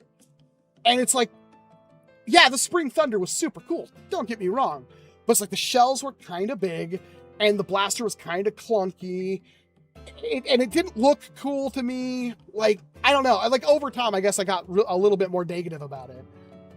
But then you got, like, other ones where it's like, now they're just getting shells that are super huge, and I'd rather just use, like, how many Firefly shells could you fit in the space of one breacher shell? You could fit, like, 6 of them. And I know it's like, well, is your Firefly going to fire Mega XL? Well, no, it's not. Was it going to fire Mega? Multiple Mega? No, it's not. But when am I ever going to really do that? And a lot of you will be like, well, I do it in HVZ. It's like, I've seen people use Spring Thunders and stuff in HVZ, and like, the shells are a problem. Reloading is a problem. Like, for LARPing, and a lot of people do LARP at HVZs, don't get me wrong. It's not all about super high performance. It does grate on you. It does kind of lessen the experience. And a lot of them, by the time you look at them, like at the first half of the day, they're using the Spring Thunder. By the end of the day, they're dual wielding stripes. Like, it just kind of goes that direction. It's cool. Like, don't get me wrong. These are cool blasters, but like, I would rather see, like, Let's rock. Sledgefire shells were perfect in the sense that they were the perfect size. The triangular design of them wasn't great, and if you just took that same design and made it round, which is basically what the Spring Thunder tried to do, I think that would work perfectly. A lot of my not good about the disdain of the Spring Thunder is simply because I had one of the first ones, and like, things like the entire shell design changed overnight. And it's like, mine was still an old one, and it's like, I never reprinted it or anything like that. Maybe a newer version is good, but I don't know. King Kavosha, where the 59 months summarize everything will have its problems, why bicker? And it's one of those things where it's like, if you have use, I feel like that's where we gotta go. It's like, if you have a use for, I need a blaster that can shoot Rival, Mega XL, Mega, multiple Elite, multiple Mega, that's fine. And there's actually, like, I just want a blaster that can do 3+ darts, normal darts, as good as possible. Shotguns in NERF are not close quarter combat blasters. That's something that sucks, right? And we can look at Airsoft a little bit too, that's important, but shotguns in NERF are mid-range blasters. If your FPS cap is 200, if you had a blaster that fired 4 darts at 200, you would just use that blaster. Even if it was like an air-powered thing, that like you fired once, like I bet you a good shotgun, well, I know it's a good shotgun, is the Burst Wave from Boomco. Because that thing will fire 4 Boomco darts farther than like a modified M6. Those things will just blam out of the front of that thing. And that was the thing that Airsoft had an issue for. Shotguns and Airsoft are just broken. And a lot of the times, like, there are blasters, there are the Airsoft guns that are banned because they were literally just full auto or semi-auto shotguns that fired like 7-8 pellets at, you know, if your velocity cap was 300 FPS, this thing will do it with 8 of them. And it will do it like blam, blam, blam, blam, blam, blam, blam. And it's just insane to deal with. Like, you can have full auto and that's fine, but peppering every single corner with, you know, 3,000 rounds in a hopper and stuff like that, and this thing just blows through people. Like, yeah, that's gonna be way better than any other thing out there. So what Airsoft has is a jewel limit. So not only are these things still banned, mind you, there's videos out there if you want to see it. I don't know the name of it, but there are literally Airsoft guns that most games will ban because it's just too powerful. But they have a jewel limit, so if you're firing multiple projectiles, you have to have lower velocity because that imparts more kinetic energy. While it probably is about safety, it also probably isn't about safety. It's probably for game balance. That is something that, like, we don't deal with in NERF. So if I had a 200 FPS velocity cap and I could get 150 out of the shotgun, I would use the shotgun. But I also don't want to use this thing that's, you know, 4 feet long, is that big around and has shells that are, you know, thicker than the screwdriver handle, you know? Classic Reels, tip $2. Shells in HVC will never be as big of a problem as calling yourself one of the largest indoor foam tag venues in the country and hosting the first and thanks to incompetence-only HVZ event ever by a major blaster company not giving iPro to zombies. Are you talking about the Dart Zone HVZ thing from like 5 years ago? Airzone triple shot with a modified cylinder keeps the shotgun capabilities as peak secondary shotgun option. Yeah, it's the primary shotgun option that I think, like, I would say the Megalodon is one of the better shotguns we've had in the hobby, because you print out that cylinder, you put it in there, you get improved performance, and you get, you know, a really good, you know, distance on top of having rapid fire capabilities. I don't know if the Doom Cannon's better than that. The fact that Doom Cannon has no spring mod potential is super disappointing. Not without completely new internals. That sucks. But we could just have an internal pump and everything like that. That will be modded. I don't know if I'm going to do it. I might. But it's like, it's halfway there, but it's like, that's the problem with Hasbro. I cut all of this out of my Doom Cannon video because I was upset about it. It's like, throw us a bone. That thing has a massive, ungodly, huge plunger tube. Stop butchering it in every possible way to prevent us from modifying it. An 8-year-old isn't going to open up their Doom Cannon, cut out all the stuff and make it work good, and then load it full of screwdrivers and shoot it at their little sister. It's not going to happen. I don't know why Hasbro's so worried about that. I have seen... Here's the thing. I could be wrong. This is completely circumstantial. The only time I've ever seen anything recently about somebody getting hurt by a foam dart blaster was a woman who took a Cyclone Shock Mega Dart to the eye and it detached her retina. I'm sure it's happened, but I have not seen major injuries caused by these, you know, foam dart blasters like the Pro Series. I haven't. And Hasbro right now, they said, like, stay tuned for 14 up options, which is the lawyer speak of maybe we have it, maybe we don't, who knows. But they have no 14 and up option, and I guarantee you, most people only want that. I think the genie's out of the bottle. Pandora's box has been opened. You basically, like, I don't think there's much of a problem with going for like 100 FPS with a folding foam dart, unless you're doing like Nerf Junior, and then doing like, you know, 150, 200 with Pro. That's me. That's the thing with like, Rival was like, even at like 150 FPS, Rival wasn't that bad, especially if you were like 20 feet away. It didn't really hurt at all because they're just such light projectiles. But I feel like people want, there's diminishing returns, but people want probably, I'm sure we've already done this before. People want accuracy more than anything else. And then after that is power. I'm pretty sure. I thought the whole thing about shotguns is fun because of the spread, isn't it? It can be, but you can also accomplish that with a lot of other things. You want distance with shotguns. Hey, Fomando. I like to see Hasbro release the S-Tails for Sledgefire and Trilogy Tails. That would be cool. I doubt they can. And also, there's a lot, I'm pretty sure there is already, well, I know for a fact there's already options for both of those. Nerf only did the Pro line so they could say they were competing with Dart Zone and X-Shot lines. That's probably true, yeah. Yeah, they had internal folks trying to make Pro happen pre-COVID. Yeah, but it's like they did like the worst possible. And that's, you know, that's not fair. On paper, I like these darts. I do. I don't know. Can somebody explain to me why I prefer this dart to this one? I just think they look cool. I think the Nerf Pro heads and the head design and the way the head is way smaller than the body, even though this does basically the same thing, I think this is a worker dart. Like, I don't know, it just looks cooler than, you know, I don't know. There's something about these work like garbage. But I really like the look of them. I kind of wish they would have tried a little bit harder. Yeah, exactly. I just think they're neat. I wonder if we'll see more in the 14 and up line. But like this year, Hasbro has like what? The one thing.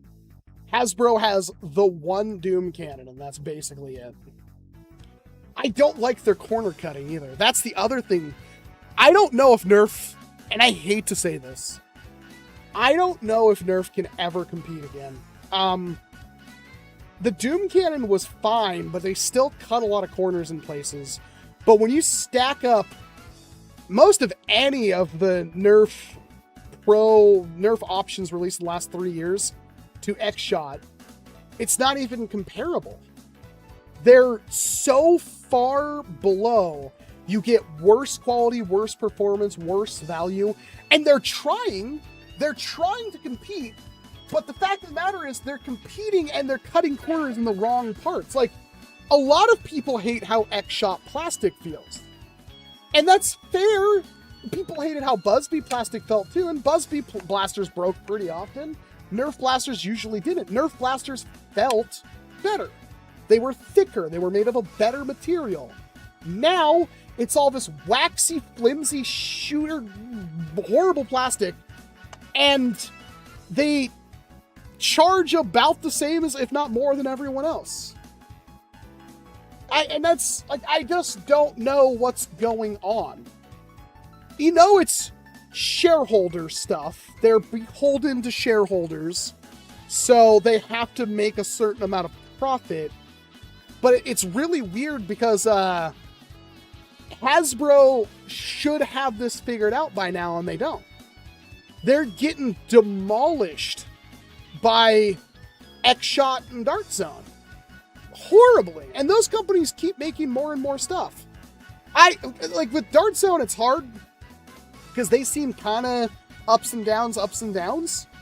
And, like, I would think, like, this far in, we'd see way more Dart Zone stuff, and I really don't feel like we are. I feel like they're still only releasing, like, 4 to 6 blasters a year. But it seems like every year X-Shot's just more. I think X-Shot is now the biggest toy company in the world next to Lego. It actually might surpass Lego. And a lot of the stuff you get from the Zuru brands is good. And it's cheap. Like, they have to be making money. So, I feel like there's something missing there. I heard that, and this is all stuff I've heard from other people, that, like, Hasbro didn't own their own production facilities, that they rented production capacity from other companies the entire time, and that they also license most of their blaster designs, which is why we see constant changes to flywheel cages, constant, like, oh, here's a shell design from, like, here's the sledge fire, and then never again. Here's the same year we'll get the trilogy and the shell strike, and then never again. And here's the Doom Cannon, and then never again. They can't stick to one format. And it's because, like, they license their designs, and then also, I just don't get it. Like, I'd love to get confirmation of why this is going on, but it just seems like a bad way to run a business, especially now when it's like, now they're talking about, like, oh, we want to be a digital rights company, not a toy company. So all we want to do is make SpongeBob and Sailor Moon Magic the Gathering until the end of time. Do you like a thing? Well, now there's a Magic the Gathering card based off of it. And it's like, I stopped playing Magic the Gathering because it's too freaking expensive and not fun anymore. Like, Magic the Gathering is only now a step below Yu-Gi-Oh! Like, Yu-Gi-Oh! Is like the most unfun card game, in my opinion. It used to be one of the most fun. That's why I used Jund in Shards of Alaris, because the sacrifice mechanic, or what was that called?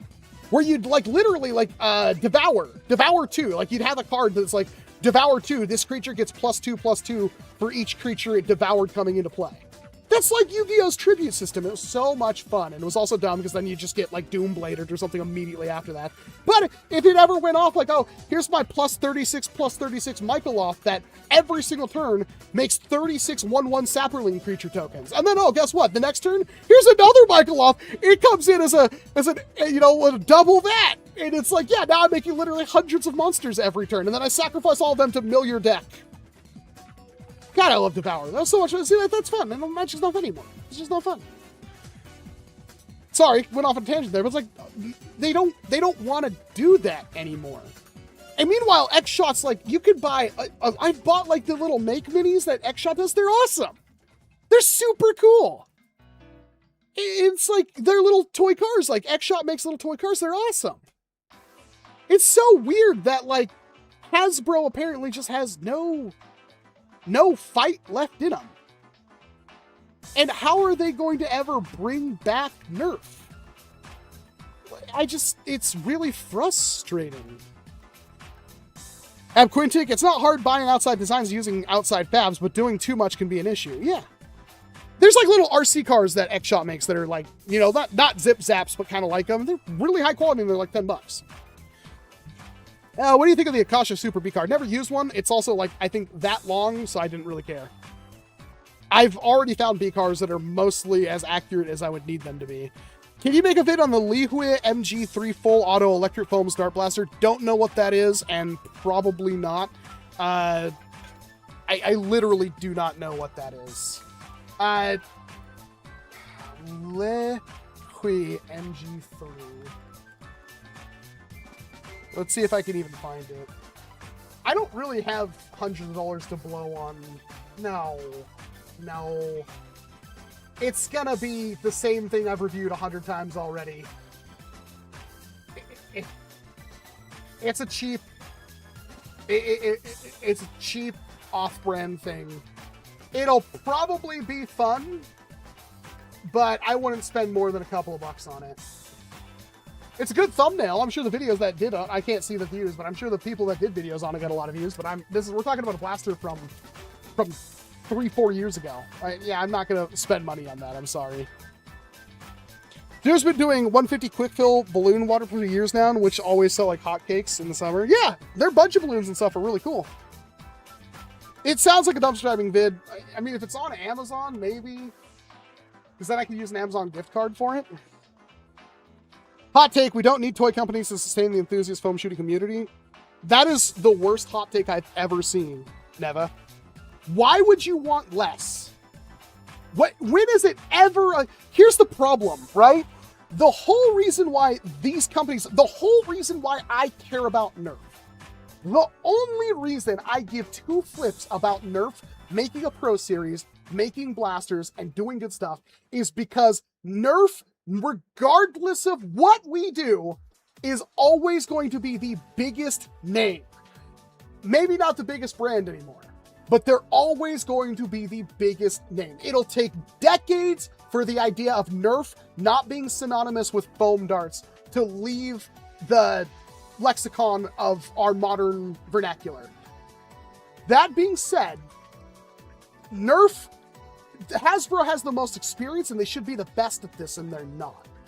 But having these options, I want to tell you what I think the biggest issue right now is with foam flinging.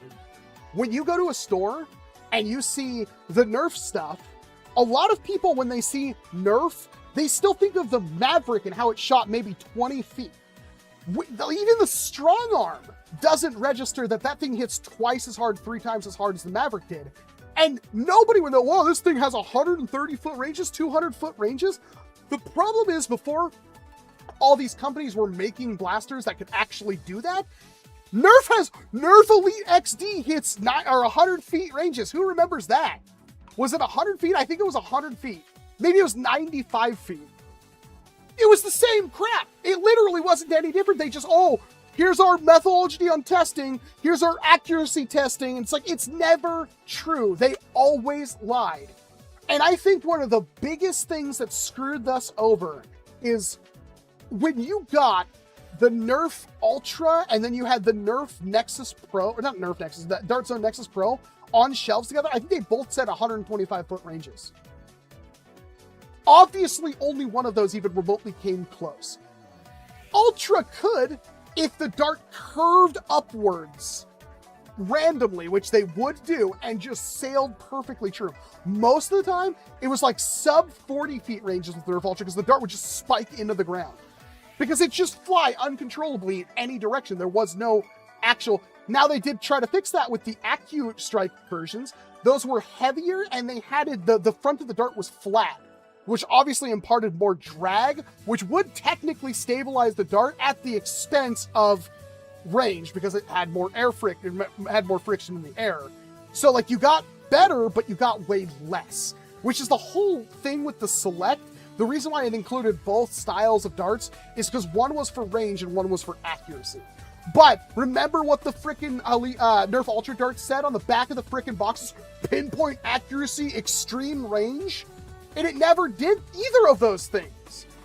And that's why it's like, so that did anybody who bought blasters, like, oh, 125 foot ranges, we better buy that. And they go outside and it's like, oh, this isn't even better than my freaking Nerf strong arm.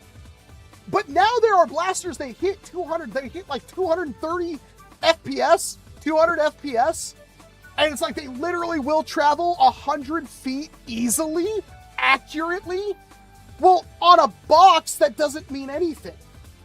And so it's like you're fighting, like if I walked through the Nerf aisle, which is now 1/5 the size it was 5 years ago, and I see those blasters like, oh, it's 150 feet. Oh, it probably doesn't hit that. They all say 150 feet. And they see these range claims and stuff, and they just don't care. Because people for the last, 10, 15 years have been used to 200-foot ranges, and it barely goes 80. And I think that's damaged a lot of stuff. Now, I know this is true because when I show people like high performance blasters, 250, 300 FPS, they're blown away. And it's like, this is not new. We've had this for a long time. So we need more people. We need more on-the-shelf options. There's legitimately a way for this hobby to break out of its very small community into a much larger one, because foam darts offer a lot of things that paintball and airsoft don't. And while I think all three of these games, with the minor exception of paintball, deal with hit registration and like pro scenes and stuff like that, when it comes to just gameplay and moment-to-moment casual gameplay, I think Nerf is a lot better. That's why I do what I do. There's something magical about these foam darts, and even their flaws are fun to deal with. While we care about accuracy a lot, it would be really boring if everybody's blaster was always 100% accurate. There's something satisfying about, like, now we have B cars, and even then they're not 100% accurate, right? But like, you get to that point where it's like every shot that you hit, if you hit somebody who's like hiding around cover and you can only see like part of their head and their shoulder and their arm, and you hit them, it feels insanely good.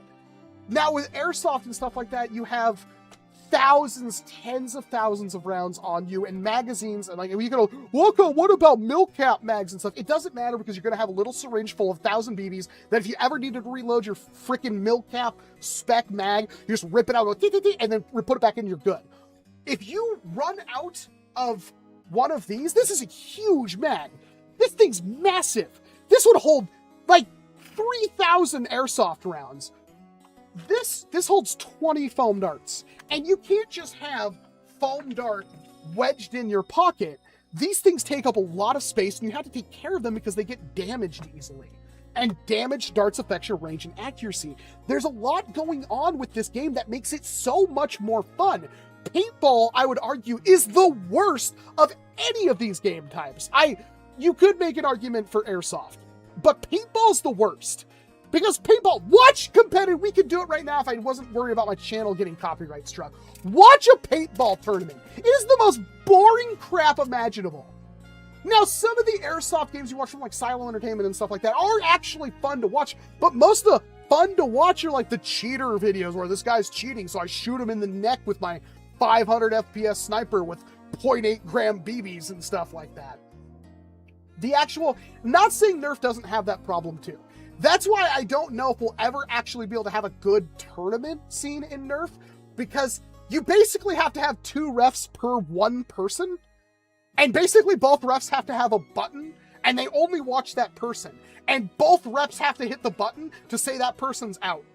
And then every person has to have like a freaking hat on, that light that turns red when they're out or something like that. You could make the argument that it's all like, people should be like, they should honor it and stuff like that. It's not a big deal. You go out and come back in. But when you throw money on the line, you're always going to, every single instance of that is going to be challenged. And that's something that's just inherently flawed with foam darts. And it's just like, you just can't, it just doesn't work. But for the moment-to-moment gameplay, the fact that we all deal with these darts, and you can buy, if you want to ball out, you can buy the best darts you can buy the cheapest darts you can have 95% accuracy, you can have 80% accuracy, you can have 200 feet per second, you can have 182 feet per second. All these things make the moment-to-moment gameplay of foam flinging the most fun it's ever been. And I do think, like, once you get into like the 250 feet per second, and we haven't even talked on, like, the one, this is something hard for me to really talk about, but it's something that I really like, is that dodging foam darts is such a huge deal. And I am somebody, I don't like the insta-kill. I don't like games where you die, like Call of Duty, like, I'll play the crap out of Call of Duty, but I hate games where it's like, the first person to shoot wins. My favorite games are things like Guns, the Duel, S4 League, stuff like that, because those are games where the time to kill was actually pretty high. Even if you had insane cracked aim, it would take you a magazine, half a magazine of headshots to drop somebody, and that person is bouncing around like a freaking bunny on, you know, Adderall. Whatever is a thing that makes people move erratically, whatever, you get what I mean. Those games are fun. Those games are super fun for me. Insta-kills in those games were insanely hard to do, and most of the time, I think if you took a charged sniper railgun shot to the head in S4 League, I still don't think it was an insta-kill. I think it did 99% of your damage. I don't think you could do an insta-kill. But if you took damage any period before that, it was... Like, Splatoon has the same problem as Call of Duty, where you basically 2 hits, and you die within 3 frames. Like, you pop instantly. But the movement mechanics in Splatoon is what makes me play it. And Splatoon is unique in the fact that, like, it's the only shooter I think you can play on the market where, like, you literally have a maximum range. I'm not talking like you have damage fall off, which you also have, but, like, there are weapons in Splatoon, full auto, like, guns, that barely shoot in front of you. But if you are actually up close, it is faster than any melee weapon in the game. And there are things that have long range, but they shoot kind of slow and they're kind of erratic, so it's kind of hard to land shots. And you're actually arcing shots over and dropping ink on people. Now, most people don't even play Splatoon, but that's why that game is so enthralling to me. But it's like Call of Duty, it's like, oh, my effective range. I have a 2-hit kill and I have a 6-hit kill.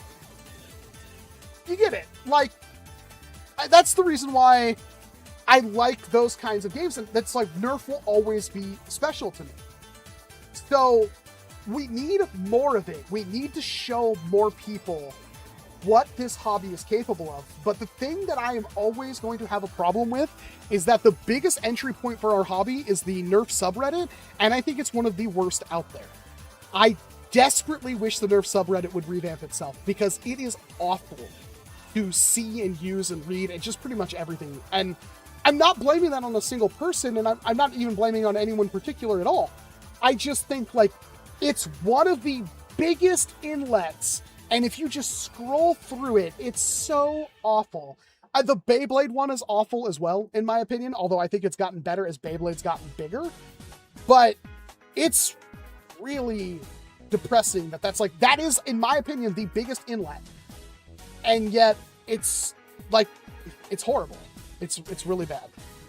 No, because I don't think saying something controversial for the sake of saying controversial is a skill. You could just say something that's wrong. I turned your hot take into something that I've wanted to talk about forever. But realistically, yeah, it's like, that's not a skill. You can just say the wrong thing. It doesn't make you smart. How Siren turned out after the launch is one of the biggest disappointments I've ever had in my time of home flinging. I agree.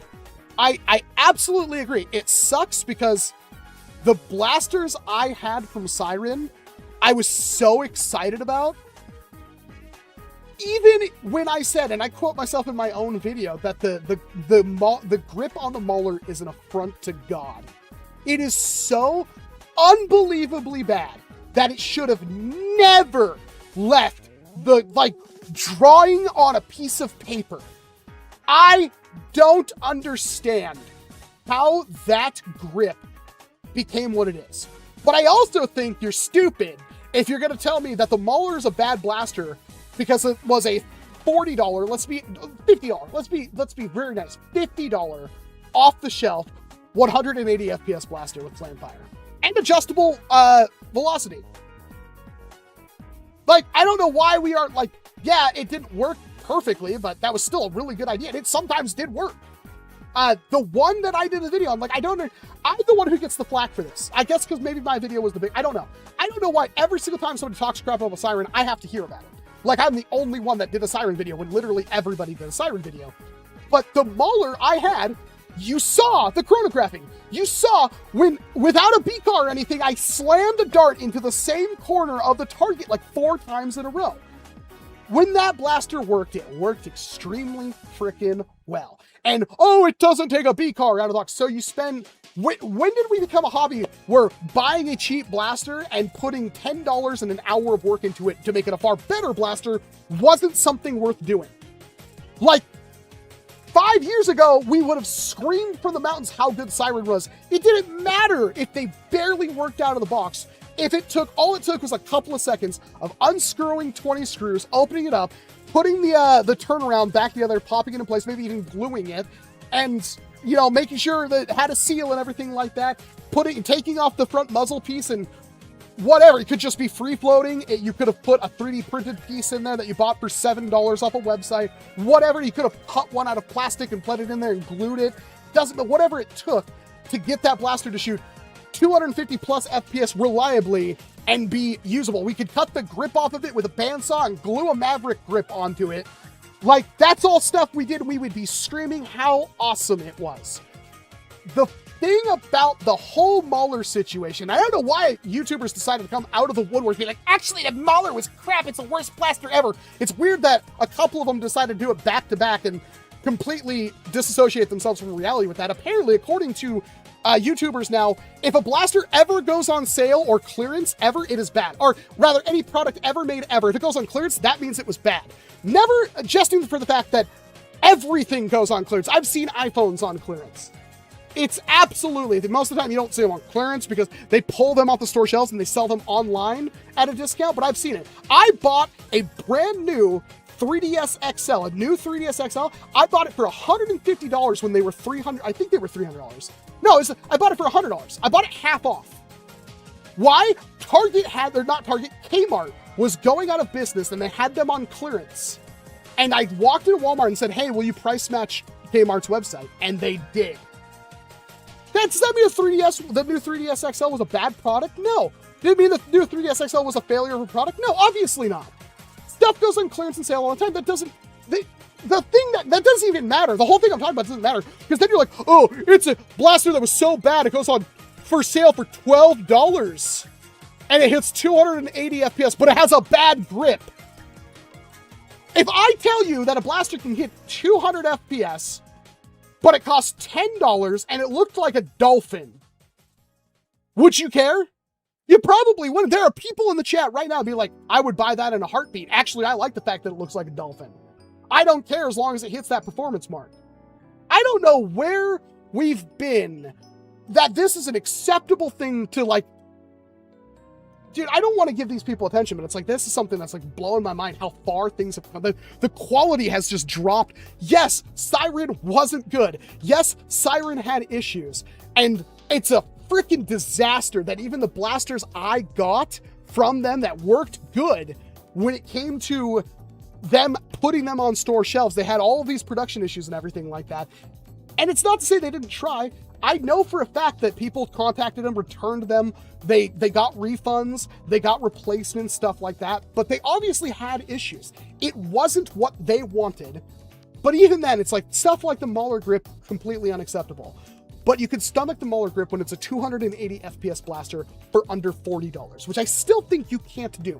Even if you go to Dart Zone's website, which I think they don't even have the Nexus Pro X springs. Maybe they have a Nexus Pro X spring now, but last time I checked, they were out of stock. So even if you brought a Nexus Pro X2 and you bought the spring for it, that's still 250 FPS. And I'll tell you up front, while the Maulers is really freaking crunchy, it's not great, it's not awful, I've had far worse. A 250 FPS Nexus Pro X is really crunchy as well. And that doesn't even count the fact that the Mauler would hit harder than that. And judging by everybody also shoot better and cost less. Like, I don't know, I'm so confused about this. I'm not trying to defend them. I'm just you got to remember that my bias is like, I like a good deal. I have every blaster I can almost want. And I pride myself on the fact, and I try to do the best I can, that even though I have all of these high performance, high quality, super expensive blasters, that I can still get excited and give a positive review to something that's not a high performance, high end blaster. I don't regularly sit around in my cave of $1,000 plus blasters that I don't review crap, so I only use these blasters. So when I get something that's not a $1,000 blaster, I say it's crap. I don't want to become that person. That's like, you know, the CEO of Nothing Phones watching the Linus Tech Tips where he's like, oh, it doesn't have wireless charging. It's like, I have had my phone, I've had this thing forever. It has wireless charging. I've never even freaking used it.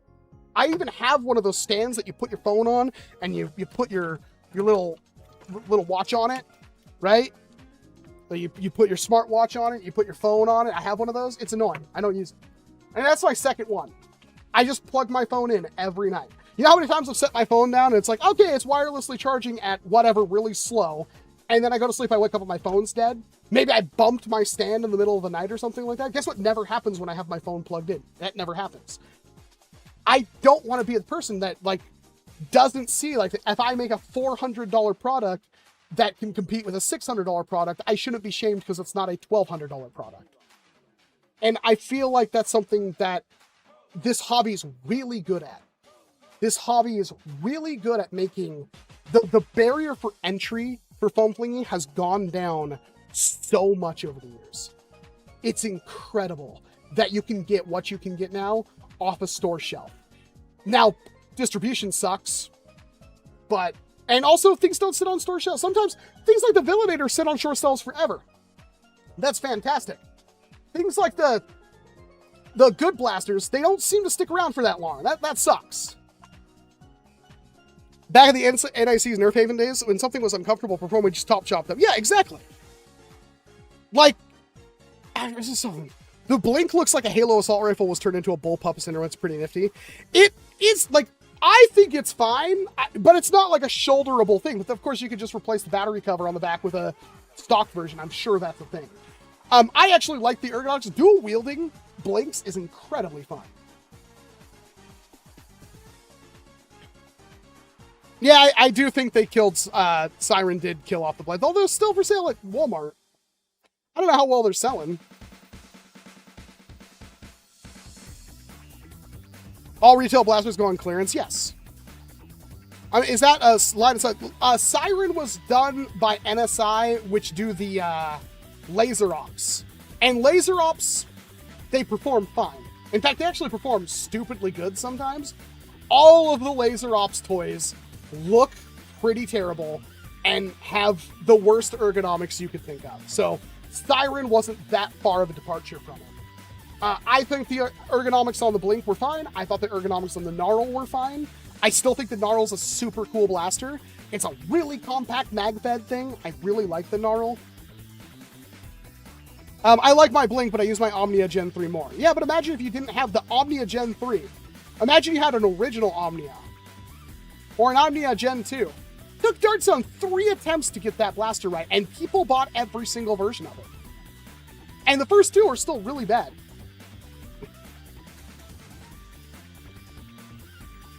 I think they will, Mountain Muncher. I also think that X-Shot will probably put out a hammer action.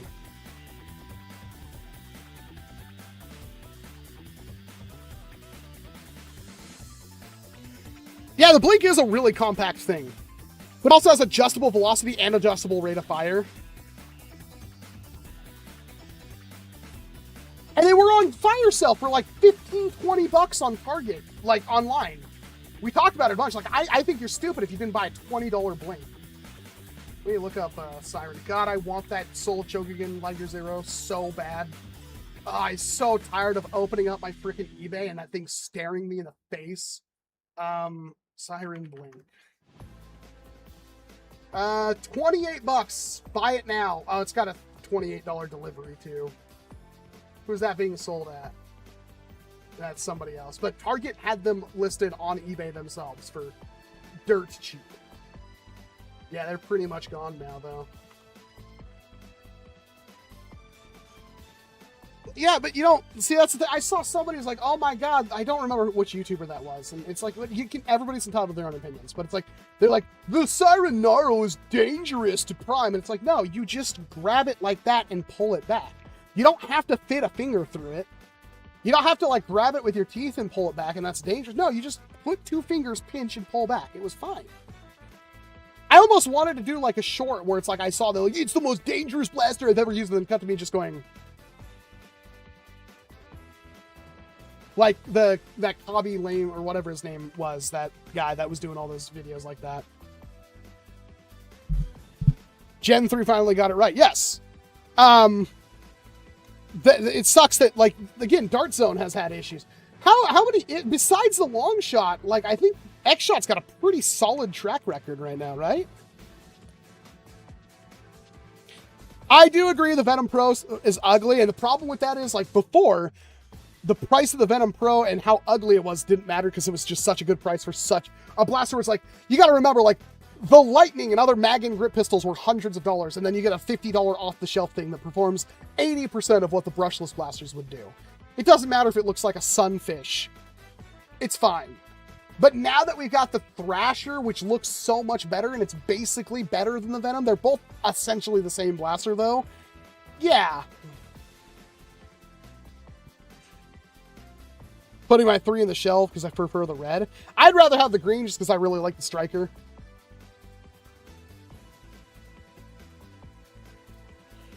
Springer primary for most, I'm stuck between a Harrier and a Seagull. Honestly, I don't know if I'd go for either of those right now. Honestly, does anybody feel like they need to buy a Seagull or a Harrier in 2026? Because they're both like, what, $200 blasters almost? I would just buy an X-Shot, long shot too, and then put 20 bucks into a spring and a barrel and use that. I mean, totally serious, because you can buy 3 or 4 long shot 2s before you get up to the price of 1 Harrier.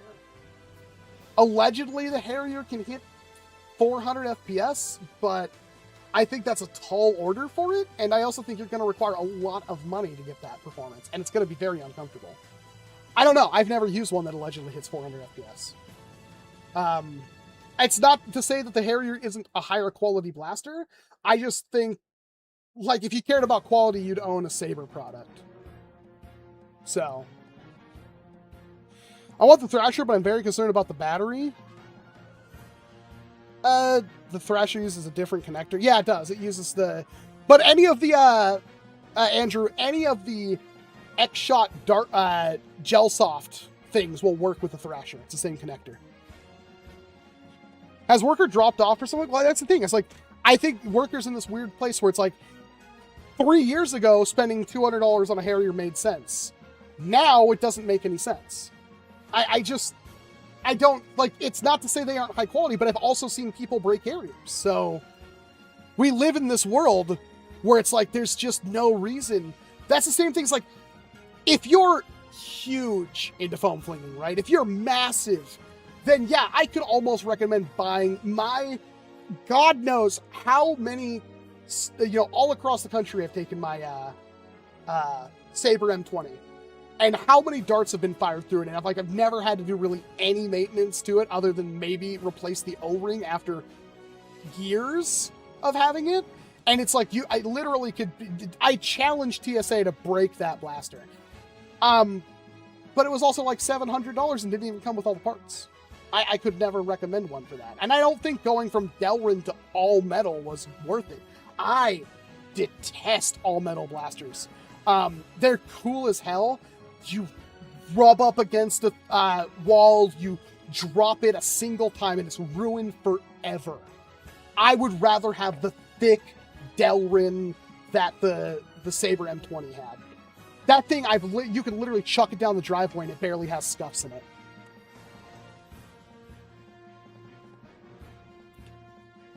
They're about radio silent right now. The last thing I think they had was the Tai Shan, and I doubt that sold well. Never bought the Harrier or think about it. Like, even the Kunlun. And the other problem I have with those blasters is that they're so limited in customization. I think the Kunlun's a really good blaster, by the way. I think it's a really good blaster. You have to really... a Kunlun is something you would literally have to get your hands on first to see if you really wanted to spend the $200-something to get one. Like, I think a Worker Kunlun is like $200-something. Also, dumb man. Yep, $200 something. It is a really cool blaster. The prime is really good, but at the same time, it's like I have stuff that is cheaper that, like, what is, I still don't even know the name of that stupid blaster I have. It's the longest blaster I own now, but it shoots a freaking laser beam. And I'm trying to think of, like, I don't even know the name of it. They just sent it to me and never told me the name. I haven't done a video on it yet. They told me to wait because they didn't have it for sale yet.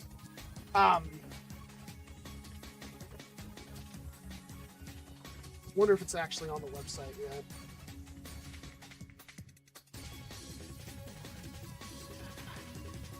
No, it's like not even on their website. I still don't know what this freaking blaster is called. I have no clue, but I have one, and it's like, that has to be way cheaper than a Worker Kunlun. It's like the same thing, if not better. Safety goggles, X-Shot Fury X. Safety goggles, like, you get so many of them. And they're usually sold in the blaster aisle for $1. So, hey, Pentagon. Never bought the Harrier. Yeah, we talked about that. You see the Corvus shell for the Doom Cannon? Raises the FPS to 80. Well, that's, like, not much of an improvement. I haven't seen it, but 80 FPS is not much. Like 15 more than the stock, I guess. 20 more. Dart Zone Vulcanator. The rare blaster to get your hands on now. I thought it was cool, but the drums fell off. Or not the drums, but the mag wells came off too easily. You should get the revolver by Lidl's Dynamics. I've seen it. Guys, you're not finding unknown things I've never heard of before when you talk about massive creators in the hobby. I've seen all of the stuff on the Lidl's revolver. What I've seen is that it hits like 100 FPS, which is why it's like, I don't know. Like, so that's something I don't know, because I'm pretty sure he measures it in feet per second, not meters per second. I was watching the video, the short, where he just fired it into a cardboard box, and it was putting holes in the cardboard box. 100 FPS doesn't put holes in cardboard boxes. I'm really confused. Berserko or Eagle Point? Probably the Eagle Point, to be fair. The Berserko is not great. Any thoughts? They're releasing the MK4. I have a feeling it might be a really good blaster. To be fair, I think the Mark IV is a good blaster, and I think they're fixing all the problems with the Mark IV. So, while it's still antiquated, and you still have way less customization, if it's like a $70 blaster, and it still has... actually, that's a great point. So, I can tell you, because I ran multiple tournaments with people who don't normally nerf, that the main blaster everybody got was a Mark IV. Hopefully it comes back. Okay, there we go. Okay, I'm gonna wait. We're gonna make sure this is actually working. Okay, we are working. I'm gonna give it a minute. I'm gonna go back to my spiel on the thing. So, I'm sorry that happens. I still don't know how to fix it. I worked with 2 tournaments that was like a $25,000 prize pool. That the only blasters we had were the Mark IIIs and the Mark IVs. The thing is that those blasters had more shots put through them than you could believe. And not a single one ever broke. Those Mark IVs are essentially bulletproof. The only things that would ever happen is the foregrip would pop off, which could be fixed if I had Picatinny grips to put on there instead of the stock grips. And I think somebody did break a front barrel off. But at that point, the next time we used them, I just took the front barrels off all of them. And that's fixed with the Mark IVX. So if the Mark IVX still has all metal internals, and it doesn't have the front barrel, instead it has that much better standard hobby barrel with a B card at the end of it, and the price is lower. I don't know how low they could get full metal internal blaster, a Springer. If you could get a $70, $80, Mark 4X, I think that would be one of the better blasters you can get your hands on. If it's $100, I still think that's a better buy than a Harrier or a Seagull. It's a huge blaster, and I don't know if they changed the... I wasn't really paying attention. Did they change the stock? That was the other thing, is the little plastic clear piece in the stock would break. But you could just replace that with literally anything. It's just a spring guide. I think that would be a very compelling blaster. If it's like $150, there's no way in hell. I'm sorry. Even though it's cheaper than a Harrier and stuff like that, the main problem I have is that, again, you could buy a $40 long shot tube, and you could buy a $10, $15, $20 barrel, and a $10, $15, $20 spring. So you're up 80 bucks. If your blaster breaks, if your long shot tube breaks, it's a $40 replacement, and it takes 5 minutes to put that spring and barrel in the new one. And you could do that 4 or 5 times before you reach the price of a Harrier. And you're still getting 250, 300 FPS out of that long shot tube. That's my problem. That's where I sit with that kind of thing. Yeah, going into it expecting to replace your blaster isn't great. And if I were doing a pro tournament with money on the line, I would want something more reliable. But that isn't to say I have not broken a long shot 2. I don't know if anybody's broken a long shot 2 yet. And I've already seen 300 FPS plus long shot 2s that have been field tested.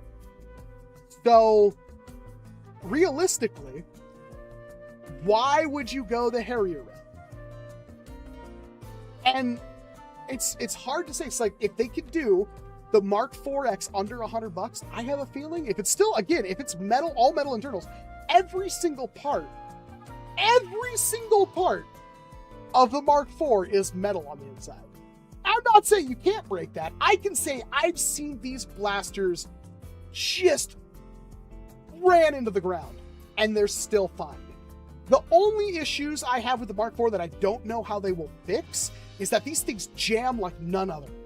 And it's kind of annoying because the darts, I've had to fully disassemble it and pull out 3 cramped darts because they were behind the pusher and they were just getting mashed into potatoes and couldn't do anything. Yeah, I just don't see. So that's another thing. The ZWQ 400, right? The S400. That is an awesome blaster. But guess what happens when you take out the ZWQ barrel and spring and put it in a long shot too? You get the same blaster for a fifth, or a third of the cost. It's harsh. And I don't think the ZWQ is necessarily an end-all, be-all, super high durability blaster. It doesn't feel... It feels better than the long shot 2, but it doesn't feel as good as a Harrier. That being said, I've seen people break Harriers. So, that also being said, if you break something in the Harrier, there's a replacement part for it, and there's probably a metal replacement part. I really want X-Shot to put out $100 pump action magazine fed springer. I really do. I want them to put out a super high quality one. The plastic quality on the motorized piston pump is so good. Has anyone else held a motorized piston pump and went oh my god, this feels so good? Compared to NERF, compared to X-Shot, it feels as good. It feels way better than the BK1S. The plastic quality is out of this world. And I want more blasters with that plastic quality. But, that also being said, when they put out a blaster like the Thrasher, where it's thin plastic, that's just weight reduction. Really, what in the Thrasher's gonna break? Maybe a micro switch, maybe the plastic trigger. But what, you're never gonna be hitting doors down. You're never gonna fall and snap it. It's one piece of plastic and it's really thin. It's perfect, right? I would be concerned about the brake barrel at some point breaking. And I'd be prepared, for the long shot too. If I dropped it or landed on it, or I was turning the corner and I slapped it hard against the wall, it could break. It really could. But that's again, I would be you could do that with a Harrier and it would break.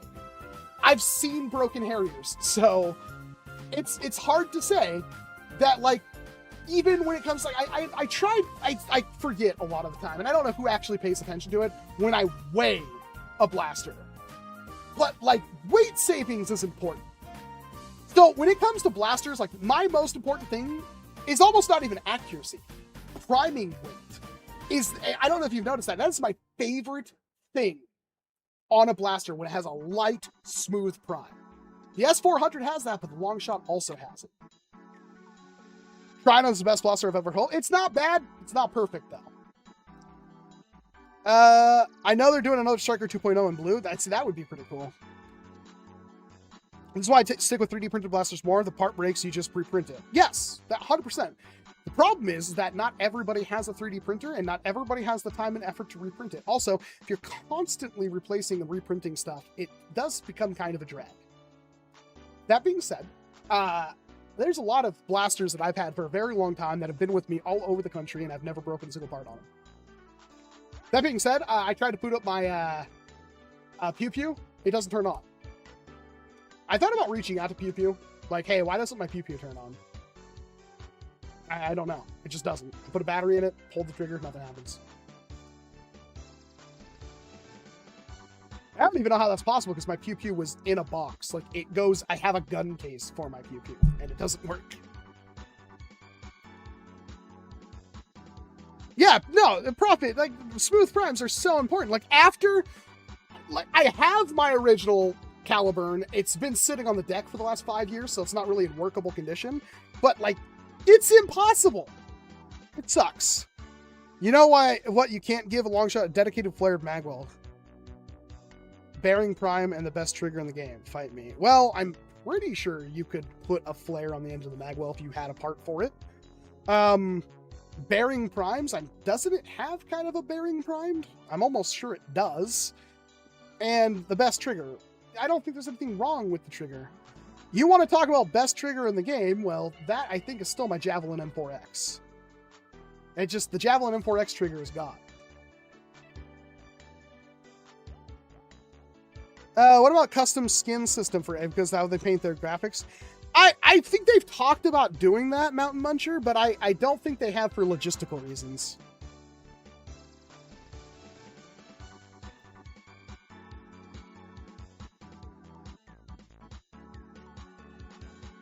Give me skinny pusher, give me death. Vesic, you know that skinny pusher affects your airflow. Something we don't talk about. Larger diameter pushers have more airflow. Something to think about.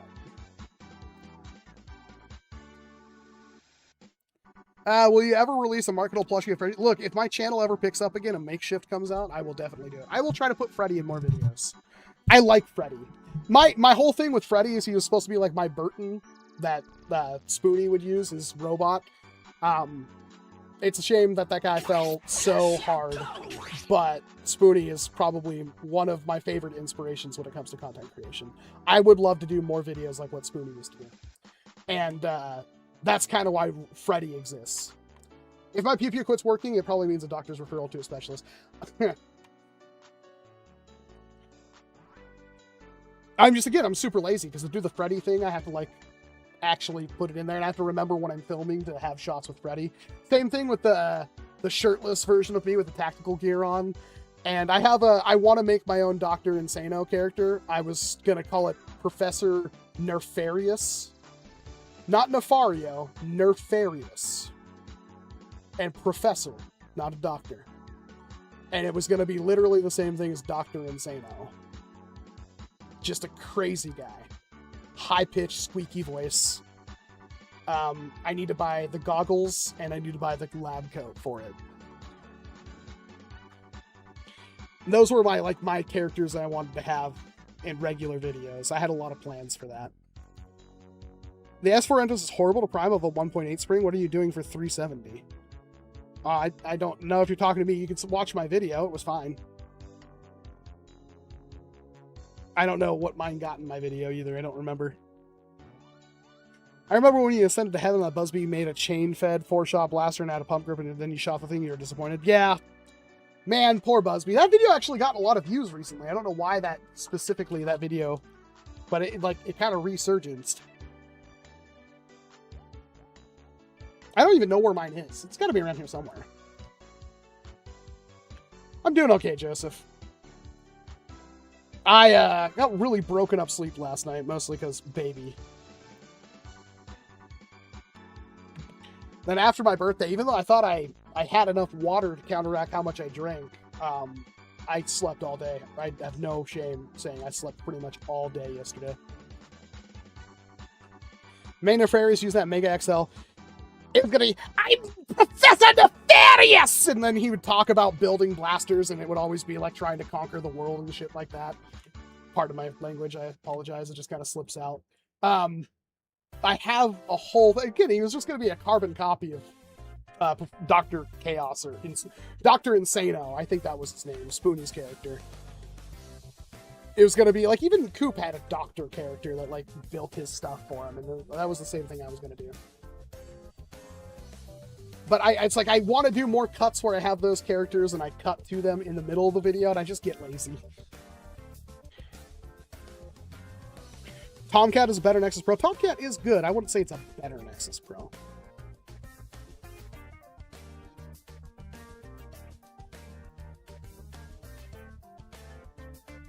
I don't think there's a market for that crazy. That's the thing. Nerf is in trouble. They just need to make new things that are simple and good. And they're not even doing that. They're making new things that are simple, and they sometimes make things that are okay, but they need a return to form. I don't care if they make another pump action magazine fed Springer, another mag fed semi-auto flywheeler. Simple, good, low price. Like, not a Strife X, do a Storm, what is that called? That Elite X2 or Elite 2.0, the Storm whatever. Make one of those as a 2 or an X. And just make it a better Strife that competes with like the Maxim. I think the issue with Nerf Rival was that I don't know how well the Challenger and the Mirage sold. I thought they were two pretty solid blasters. Not the best, not the worst. I really like the Mirage, by the way. I think what happened is that, like, Nerf, I think, I heard this said before. I think it was a CNET article like 15 years ago. Nerf sells blasters to sell dart refills. They don't make as much money off the blasters as they make off the dart refills. And that's why, and that's why I can say this, like, pretty much certainly. That's why you see them try to reinvent the wheel. That's why we saw Ultra. That's why we saw Nerf N Series. They're trying to make a new dart that nobody can copy, that, at least not for a while. It's like, you know, putting de novo on a new game that you released. They want people to go out and buy their blasters and buy their expensive dart refills. Because if you think about it, like, I think a 75 refill pack for Nerf N Series was still like $25. Like, they're dumb expensive. It just doesn't work. Like a Nerf Elite 2.0, a baggie of darts that are all freaking mangled and stupid. They're like, oh, here's 100 Nerf Elite 2.0 darts for $30. Right next to it on the store shelf is 200 in a nice clear package where everything is like, they don't get damaged or anything like that. Meteor, Nitro Shot, Super Darts, whatever. There's always a cheap dart there right next to it that just Nerf can't compete with that. They just can't. And that's why they keep trying to make Gelfire, Ultra. They're just making new darts all the time. And then they're finally like, okay, we need to go back to basics because we're losing. Nobody's buying our blasters anymore. But again, it's like Nerf Elite's back. Yay. But is Nerf Elite back? No. Because the blasters are Alpha Strike / Elite 2.0. Again, I think the Doom Cannon feels pretty good. But the trigger is one of those leaf spring triggers. It's gonna break. Especially if you like ever leave it outside for a little bit or anything like that in strong heat and then you go into an air-conditioned room. So that thing's just gonna flex and flex. It's eventually going to fail. And they could have spent the penny to put an actual physical spring back there. Which I have blasters from 1994 that used physical springs and it still works fine.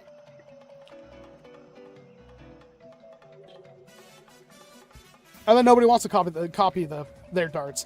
The thing is, though, Ultra darts worked pretty good. From an 8 and up projectile perspective, Nerf Ultra was actually okay. It didn't impart a lot of kinetic damage, and it did fly farther when the darts didn't tomahawk themselves into the ground, which was a lot of the time. I still think Nerf was onto something, but here's the problem. Nerf never did anything special or unique with Ultra. Every single Ultra blaster was just a Nerf blaster they made to shoot an Ultra dart. Then you get Elite 2.0. What did Elite 2.0 do? Every single NERF Elite 2.0 blaster was just a NERF blaster that shot the same dart. All of the things from like Mega XL, they're all NERF blasters that just shoot the same dart. They all do the same thing. There's no innovation. Like, you would argue that the Doom Cannon is innovation, and it is, but it's very safe. It's very minimal. You could say like the Moto Blitz, a fantastic blaster. It's a very safe blaster though. It's the same blaster with a gimmick added, which is fine. Moto Blitz is a good blaster. Double Punch is an awesome blaster. God, I wish that was more moddable. The, Mega XL stuff was fine. There's nothing wrong with it, but it wasn't like anything unique or special. Arguably, you could make better Mega XL blasters than what they gave us. They just took like, oh, let's take our single shot and make it shoot a Mega XL. Let's take our rotating turret and make it shoot Mega XL. That's as far as they went with the idea. They took the Maverick or whatever and gave it a pump action and scaled it up to shoot Mega XL. And that's what they keep doing. That's why Hasbro is losing. That's why we can't get anything good. And here's the thing. It's like, if you want to go that route, right? Let's say you want to get a Nerf Stripe. Let's say Hasbro makes the Nerf Stripe. They put up for, what is that thing? The Stormbringer? It sounds like a dumb name, but it's probably a Nerf Stormbringer. Storm Charge, okay. The Nerf Storm Charge was like what? Was it a $25 blaster? Was it a $20 blaster? Was it a $30 blaster? I don't remember. But let's say they bring out a Stripe. It'll be a $25, $30 blaster. Let's say it's the same Nerf Stripe we've always had. Then you look over at the X-Shot Clip Mania. That thing is a $20 blaster that comes with like 3 magazines and a way to hold all those magazines and enough dart to fill all those magazines. And it hits a higher performance mark on top of that. Plus, it's part of the Insanity system. So if you do get more Insanity blasters, you can build those stupid big things and put them in the corner of your room and it will just look awesome. Like you have a tier 3 turret from Team Fortress 2 in your corner.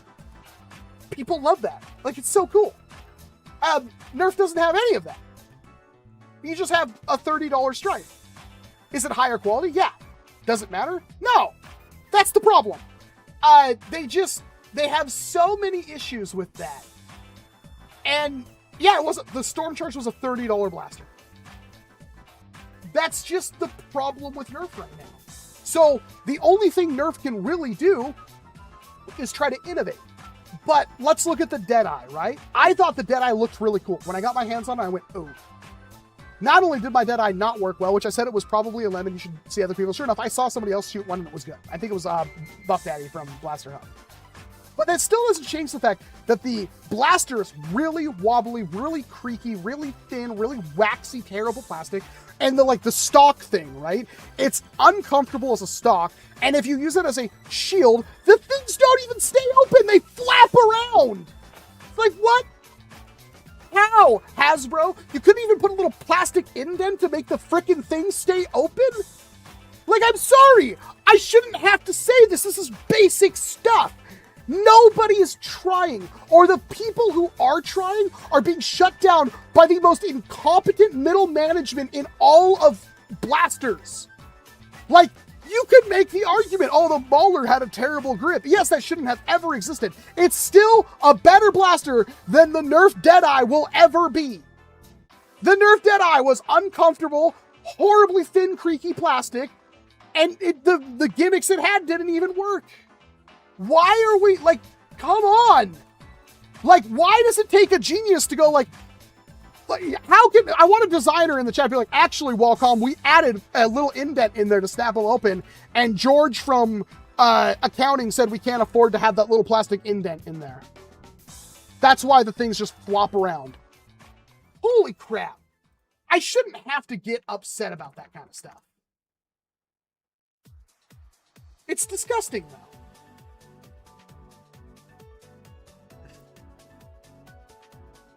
And I think we need Nerf. I want Nerf to succeed. I want Nerf to be good. They're just not. And they're not trying. There's no excuse for this. If you want to tell me right now, Hasbro cannot compete with X-Shot on any field, Nerf shouldn't be making product. Nerf should not even be making product until Nerf can figure out how to compete with basic X-Shot, not even pro. And I swear to God, if we see a new Nerf dart type, I'm gonna lose it. Where is AccuStrike? Like, I think I said this last time. I've never tried to fire like an AccuStrike dart out of a Caliburn, but I'd love to find some AccuStrike darts, some brand new sealed old stock Nerf AccuStrike, and put them through like the Longshot 2.0 and see how they perform. And I want to compare those directly to the Nitro Shot darts, which I think the Nitro Shot darts are really good. And dude, I obviously care about this because it's my livelihood, but I feel like so much is being squandered. We need Hasbro to do better. Everybody benefits if Hasbro does better. And while I think the Doom Cannon is a step in the right direction, that's one blaster out of like 15 or 20 coming out this year that is a new thing and not just either derivative or a straight up reshell, reprint, repaint of an existing product. I'm tired of the same 3 frickin' blasters. I'm tired of smart AR systems. I'm tired of buying a Nerf product and knowing exactly what the performance is, no question. If I buy the $50 Nerf sniper rifle, it has the same performance as the $5 Nerf clip-on pistol. You can afford to figure out a way to give the Nerf sniper rifle, 100 feet per second velocities with a foam dart. I don't get it. It blows my mind. It's so infuriating. It's so dumb. And I'm just tired of complaining about it, but here we are like week, month, year, like 5 of Nerf just sucking. And it's like, it sucks when it's like, I get messages from people at Nerf is like, hey, just let you know, we tried to do this and it didn't work out. And it's like, I don't know, man. I'm sorry. I'm not going to sit here and lie to everyone and be like, the Nerf Deadeye is the coolest blaster Nerf's made yet. It's so awesome. It's pinpoint accurate and it hits really long distances. None of everything I said right there was true. Like, you tried, it didn't work. Why did that blaster leave the concept floor? Why wasn't the, like, okay, this blaster doesn't work, shelve it.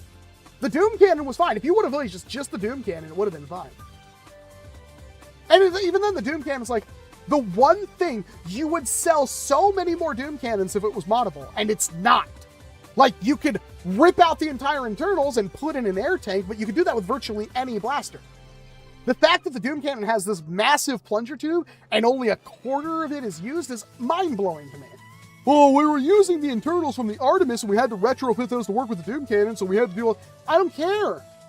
Like, again, the Doom Cannon is a quarter of as good as it should have been. And it's so frustrating. I just want Nerf to stop sucking. Stop cutting corners. Stop being afraid to challenge yourselves. Next year, what? It's going to be 3 more. Here's the Nerf Rebel Ops line. Here's 3 more terrible blasters. 1 new good one. Here's 40 reprints of Fortnite stuff, which only 6-year-olds are even playing anymore. Fortnite is half as popular as it is now, probably less than half as popular as it is now, than it was when you first started Nerf Fortnite. And again, instead of trying to make good, quality, awesome blasters, you're like, yeah, let's just go back to the old stuff that we know will sell because it's got Fortnite written on it.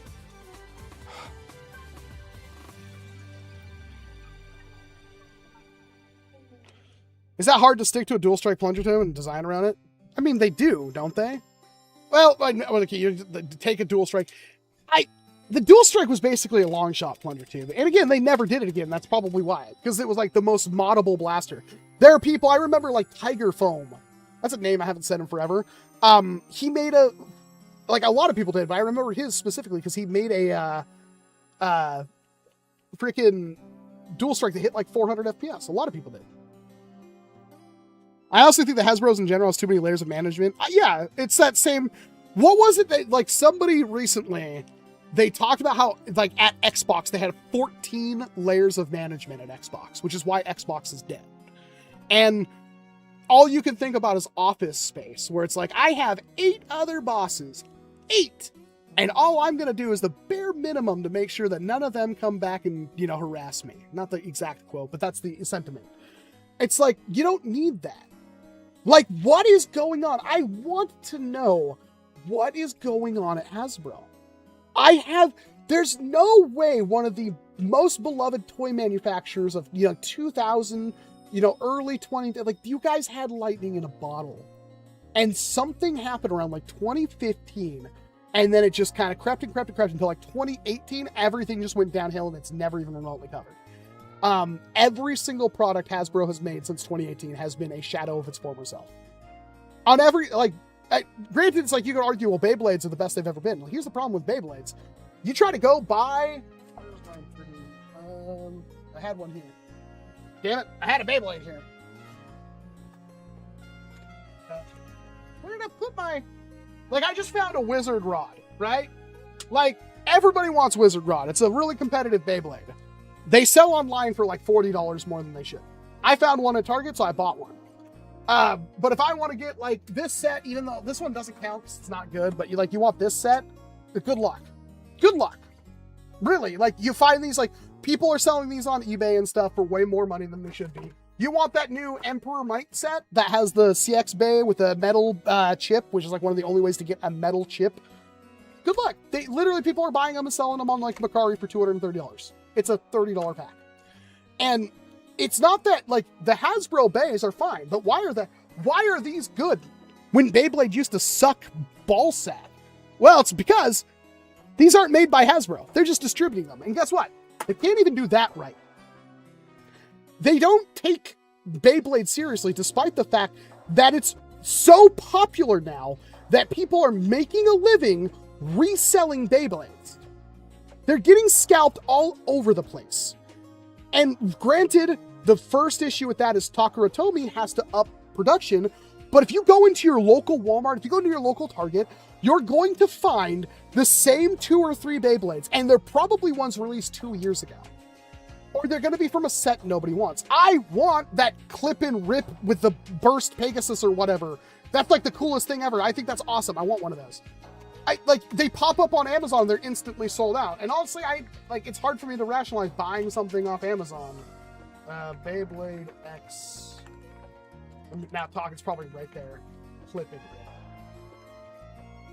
No, I can buy it right now. I guess it will be here tomorrow. So that's fine. But there are other Beyblades where it's like, you literally have to order them months ahead of time. And even then, it's like, it's great. And God help you if you want to get Shark Scale or, the whale one. It's so Hasbro. I think you said it before, but it's odd that nearly all the biggest and small Nerf blasters all shoot the same velocity and accuracy. Yeah, it's annoying, Prophet. It super is annoying. Beyblade's getting scalped. Yes, they are getting scalped all over the place. Clearly, people closer to work are keep trying to push cool ideas and make it real. And it seems like Hasbro treats those ideas and... Yeah, I don't know. There's this weird, when was the last time we got a Hasbro blaster that was actually moddable? Like, legit, when was the last time we had a Hasbro blaster that was moddable? You could make the argument, it's like, oh, they're not actually trying to be, like, hostile architecture kind of thing. They're not trying to, that's how it turned out. No, because, my goodness, does it seem like Hasbro is trying their absolute best to screw us over. It would be cheaper to just leave the plunger tube a plunger tube. Why are they cutting holes in plunger tubes? Why are they cutting holes, having the plunger tube and having ribs and stuff so you can't modify it? Like, there's no point in doing that. It's just extra time and effort, spent on a more complicated mold or a more complicated extrusion process. I don't get it. It doesn't make sense to me. You can argue clips, they do clips because it's cheaper. Okay, sure. Arguably, that's why they did that. Arguably, Hasbro made the blasters glued together and clipped together because it was cheaper for them to do that. From a production standpoint, it's not even that you're not making screws. You have to put those screws in. And that takes time and effort in an assembly line to do that. And over the course of millions of products, that saves a significant chunk of money. However, on the other side of that, your end user freaking person can't repair their product anymore. So you can argue that the idea of people modifying their blasters never entered the room when that decision was made. That's a side effect. The main effect is that when your Nerf Warden breaks, you can't open it up to fix it. And even if you do, it will probably never be the same. If you take a blaster apart too many times, it's held together by clips, you're going to break clips. Those clips are going to lose structure because they have to bend, and they have to bend more than they normally would to go together. It's awful. I can understand that a blaster would be cheaper to clip together, but at the end of the day, is that cheaper production worth the people who get those and all the people online?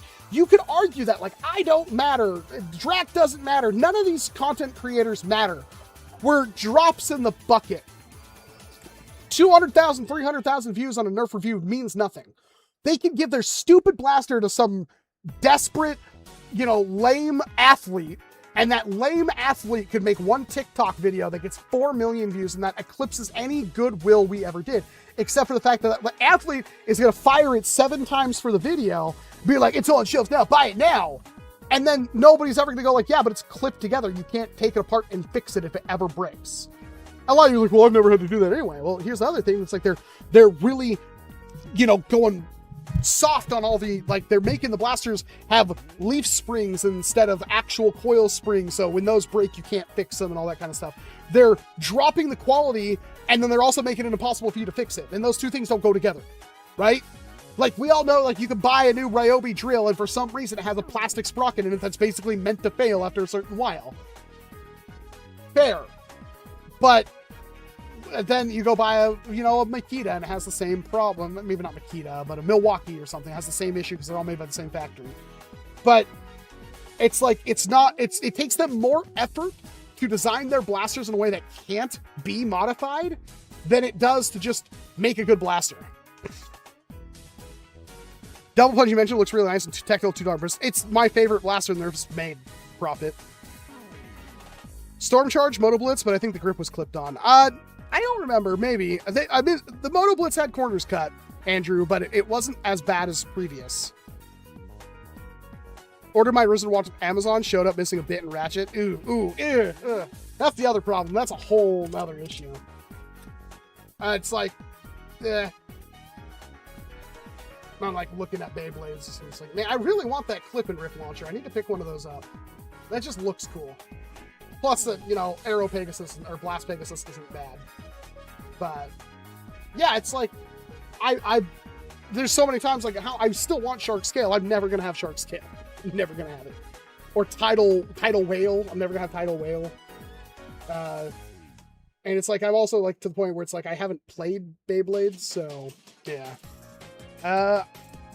Can you stop spam? I'm sorry, now I'm never going to look at whatever blaster that is because you keep spamming it in all caps. Generally, what are the design process and choice in the Nerf engineers higher ups making all these new lines suck so much? Well, the only thing that enters the room is money. This isn't just Nerf. It's a common problem with pretty much every single brand in existence. But 15 years ago, brands cared about their brand.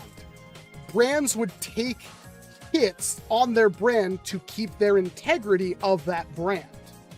When you went out and bought a Rolls Royce, you know, you knew it was like the best car ever.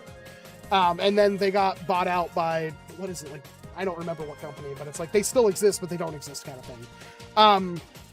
It's that thing where it's happened. I'm not trying to get political, but since 2020, we're speed running like capitalism. Things that were supposed to take decades took months, if not years. And it's getting worse. And now it's no longer about having a quality product. It's about having a functional product. God, there's a joke I want to make here. It's about having a functional product at the least cost and then saying it's the best product ever. More companies put more money into marketing than they do actually making a product now. It's the same thing for all things. You see a movie, well, here's our movie, it costs us $200 million to make. Well, they also have a $400 million marketing budget. And then something like The Backrooms comes out where it's like, oh yeah, this was made for like $12 and a couple of bags of string cheese. And it makes $1 billion and everybody's happy. That's the thing. It's like, it's not getting better. And I don't know if there is a fix for this. I don't think there is, but don't be surprised if things just get worse and worse from here on out. It's like, not only is everything getting way more expensive for a variety of reasons, but you act like here's an example. Again, I don't want to get too political, and I'm not trying to. The tariff situation. All these companies rose their prices for tariffs because their whole idea is instead of doing what tariffs are supposed to do, which whether that would work or not, who cares? They just added that money to the end of the product and sold it. So like I bought my freaking, where is my DJI Pocket 3? I bought that before the tariffs got bad. So I got mine for $480 from Costco. That same camera a month later was $720 at Costco. I feel super bad for anybody who bought one at $720. Not that it's not a good camera. This camera right here is still it's more expensive than when I bought it. And I love this camera. It's God. And I'm super happy with that because it's like, at least I have this camera. I don't have to worry, hopefully don't have to worry about buying a new one anytime soon. I can use it into the ground. But as time goes on, like they raise these prices and they whether they make the sales, they don't make the sales, whatever. You go out there, it's like, I need a camera, right? I need this Osmo Pocket 3. It's $700 now, whatever. I have to buy it. I'm going to make money with it anyway. Who cares? And other people just don't care. They don't follow the price line of it. Like, oh, it's a cool camera that everybody says it's good for $700. I'm going to buy it. But what ends up happening is that when those tariffs go away, which allegedly they have, while this specific example with the Osmo Pocket 3, I believe, did come down in price, the people who spent $700 on one didn't get a refund. And on top of that, there's no incentive for the price of all these other products to come down. And with the tariff thing, it's actually double hilarious because you paid extra and the company was supposed to pay that extra in tariffs, but then the tariffs were deemed illegal by the Supreme Court. And are you getting refunds for all the products you bought within the last 18 months? No. So the company not only charged you 50% more in some cases, they kept the money that was extra on top of that they never had to pay for tariffs. So they double dipped. Like how insane is that? And so in this, it's actually funny because with foam dart blasters, we're in a really good spot, right? Because X-Shot's making good stuff, Dart Zone's making good stuff, and Nerf sucks. Nerf should be competing to make these better. They don't, but we still have these other two that are competing for our money and love, right? So like they have incentives to bring their prices down. Same thing with like Kellogg's and General Mills. Like you got to go to buy a box of cereal. It's like $9 now for a box of Fruit Loops. Like not even a family size one. Well, another company's supposed to come along and make something good as Fruit Loops, if not better, for lower. And that doesn't happen now because since 2020, they're just like, hey, we're going to buy out your company that was making the competitive Fruit Loops. And then we're going to buy that company and we're going to sell your knockoff Fruit Loops or your better Fruit Loops. And we're going to double, triple the price until we're going to kill the brand and have everybody go back to Fruit Loops. Like there's no incentive for them to ever lower their prices and be competitive again because the market is functionally broken at this point. And then not only is that market broken, but then every single company is like, okay, we need to save on labor because labor is like the most expensive thing. So why is it when you go to like Wendy's or something like that or McDonald's, you wait 3 times longer for your food that is 3 times more expensive and is 1/4 the quality? Like, it's insane. And now we also have every day, we have like and the Taco Bell situation with the lettuce is like, we're just cutting out every single trim of fat like we're trimming a brisket, except for we cut off 90% of the brisket to make a steak. That's not even that good because brisket shouldn't be a steak. It's supposed to be a brisket. And we're ruining everything. We're ruining all the stuff we cut off because that could have been used for tallow. We could have made really good burgers off of that. And we ruined the actual brisket because now it's a really tough, chewy garbage steak. When we could have just bought a prime rib, or not a prime rib, but a T-bone or something like that. It sucks. You take that 10% out and product straight up fails and sucks instead of being actually good, like a tiny hole in the bottom of the ship. It makes a big mess. And also if you put the pandemic in account. Like, so I wasn't trying to talk about that. Tariffs are pretty universally scorned by modern for a reason. Yeah, exactly. I mean, you want trade. Trade's good. You don't want to have trade. But it's like, I also kind of understand why they would want to try that because we shipped all of our industry overseas and stuff like that, or at least a lot of it. And they want to bring that back in the US, but then like, it doesn't work. It just doesn't. There's better ways to go about that. You should be giving incentives for companies, not taxing companies. Never let a good crisis go to Seize Bunny in Power. I haven't been in the store for a month. $9 for cereal? What a miss. So, I'm a little facetious about that. Around here, it's not that bad. But if you look online at a lot of places, especially in like New York and stuff like that, it's really bad. I went to the store 5 days ago. I actually did buy cereal because it was 4 for $10, and they were the large size box. Now, I have a theory that the large size boxes are the old style small boxes, but they said large size on them. But I bought 3 boxes of Raisin Bran Crunch and a box of Apple Jacks, and it was $10 for 4 boxes of cereal. I call that a win. I shouldn't be eating it. I should be eating like Magic Spoon because sugar is terrible for me, but God help me, nothing tastes better at 4 o'clock in the morning than a nice cold bowl of cereal. I will have that over cake most of the time. And I have a gigantic cheesecake in my fridge. I also have the leftovers of my pineapple upside down cake for my birthday in the fridge. I still had a bowl of cereal left this morning. Because when my baby's like, I'm going to wake up, I'm going to cry for a bottle. Okay, let me get you a bottle, little man. And then I was just like, I'm going to get a bowl of cereal because I'm not going to bed in the next hour. And I'm sitting there. And then I go check on him after he finishes his bottle. And I'm sitting there and I'm, petting him. And I'm like, he's laying on his back, or he's laying on his stomach. So I'm like, rubbing him around and stuff like that, rolling him around. And I noticed like, something's coming through his diaper. Oh, good. Oh, that's all over his back and everything. Awesome. Now I gotta like change out a diaper like that. That's super fun to do at 4 or 5 o'clock in the morning. I forgot where I was going with this, but it's like, yeah, I was like, bowl of cereal. I'm sorry. I need to have this bowl of cereal. It's like, some people do horrible things. Some people drink horrible things. I had a bowl of cereal. It made me happy. Last blaster from Nerf that I bought was the Pathfinder. It broke in 3 months, and I take apart the blast fit, some twisting piece and spring broke it. Took it out immediately and it started working, no difference. Yeah, that's also when Nerf was kind of doing, like, the shell of the Pathfinder is fine, but they cut a lot of corners with the internals on it. Classic Real tip $2. Hey, late happy birthday. Thank you, Classic. Different brands handle size differently. Some family size boxes are smaller than some large boxes. That's fair. I think with, like, Raisin Bran specifically, though, it's like a denser box, so you kind of get more out of it. 4 o'clock in the morning won't know her? Well, pay to Norway. Other countries had tariffs VATs for decades. The U.S. expect to be primary customers, not producers anymore. Yeah, I don't know. I don't know the political side of everything. I'm an idiot. I'm a fat guy on the internet. You shouldn't be listening to me for political opinions. Even the things that I do, like, have an opinion on, like, Second Amendment stuff, there are people who would vehemently disagree with me on my opinions on that, on both sides. So it's like, you can't win. Reintroduce shells for the Sledgefire. I wish they'd bring the Sledgefire back. I think those shells... Like, can we all just agree that Sledgefire shells were better than Trilogy shells in every way? You have a son, too. Yeah, and when they, I don't know how he did it, because the wife said she woke up at 3, and he was crying, and she changed his diaper, and he had a poopy diaper, and then she gave him a bottle, and then by, like, 4:30, he wanted another bottle, and then he also had another poopy diaper. It's like, this baby, man.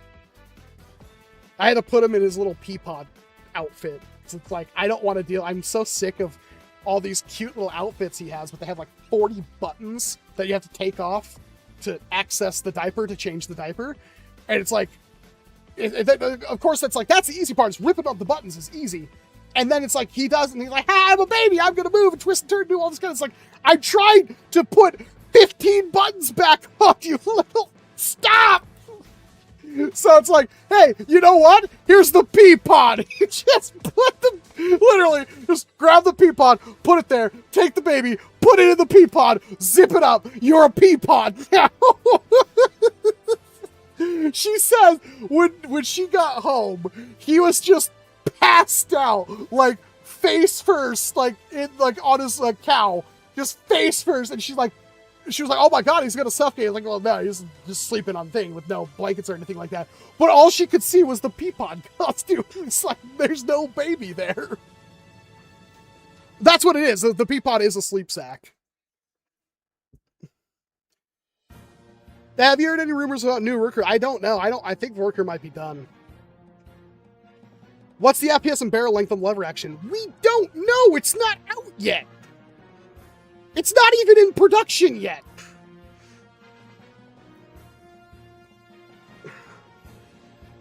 When it comes to cereal, I buy store brand. That's fair. There's a honeycomb.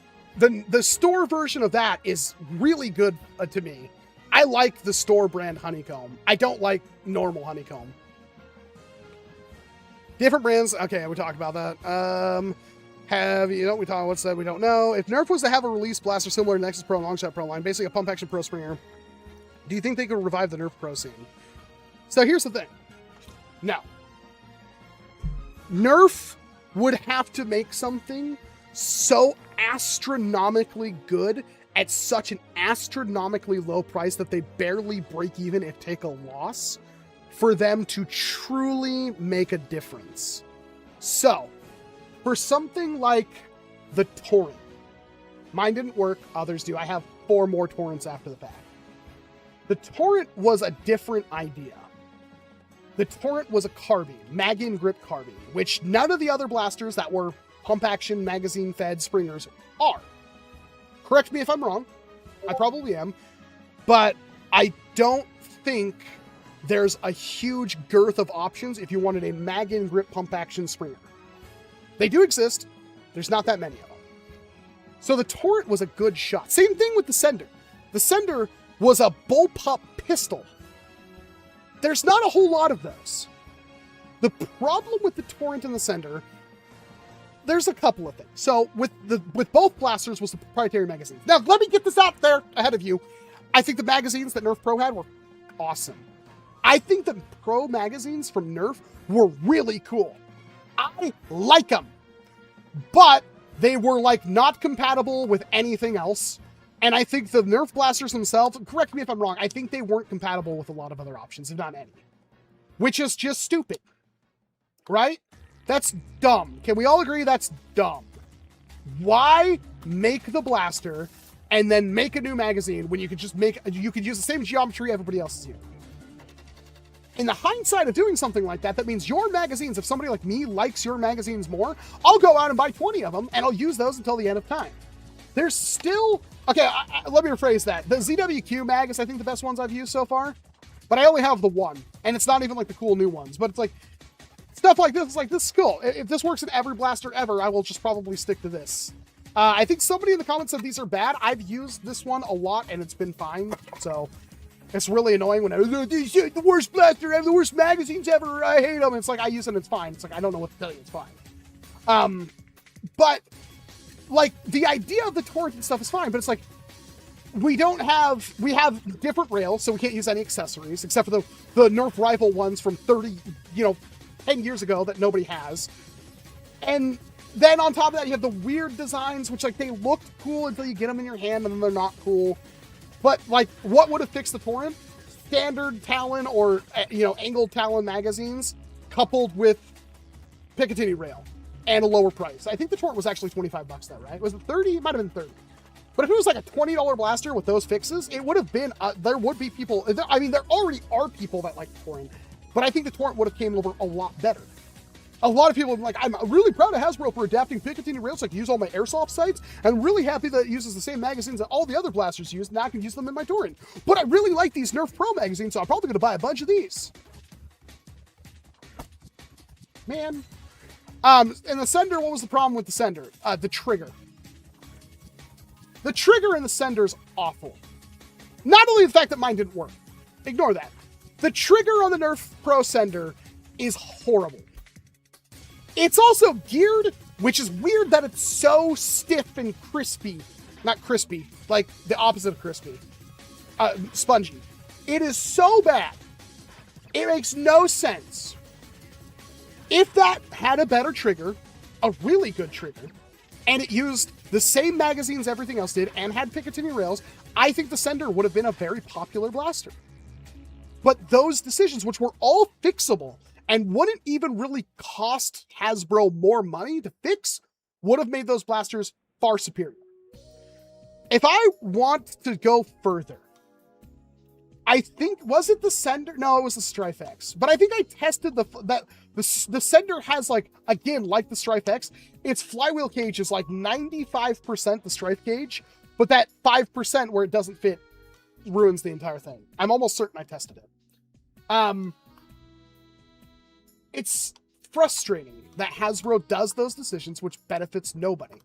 I would argue it doesn't benefit Hasbro. I don't know who in that godforsaken company makes those decisions, because it doesn't, nobody's gonna go like, oh man, my new Nerf Bro Blaster doesn't work with these magazines. Well, I guess I'm only buying Nerf from now on. The exact opposite happens, stupid. People are gonna buy it and be like, oh, I can't use all of the other magazines from all of the other blasters on store shelves when all those other blasters work with all of their own magazines and different magazines, and your magazines don't work with them. I'm not buying Nerf. I'm gonna buy all of the other options. It's so stupid. It's so nearsighted and dumb.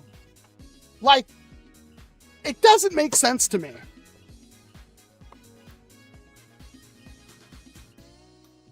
Yeah. Are you looking forward to GTA 6? I've literally never even played GTA 5. And yet I have probably hundreds of hours in Max Payne 3. My torrent really loves fresh AF Pro Darts. That is, the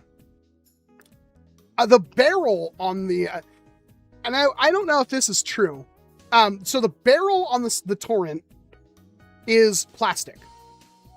I don't think metal barrels automatically equal better, but I also don't think that using a plastic barrel is much cheaper than using a metal barrel. And I think with a metal barrel, it's way easier to have a consistent internal and outer diameter barrel, like a consistent internal and outer diameter. And I think that's what makes metal barrels better as opposed to plastic ones.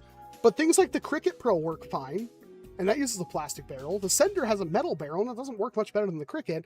But the thing that killed my torrent was that the side of the barrel had a bunch of cut debris, like burrs. Like they cut it with a saw or something like that, and it left all the burrs in there. So my darts were just catching and scratching and tearing on that barrel, and that caused it to jam constantly. You don't have that with a metal barrel. That's not a thing unless your metal barrel sucks.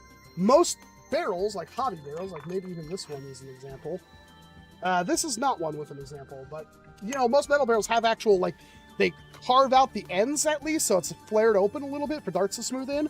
Or they even have a lot of material removed just at the very entrance so that the dart doesn't actually seal until it's pretty much right here in the barrel. And then, obviously, the breech seals in behind it. Yeah.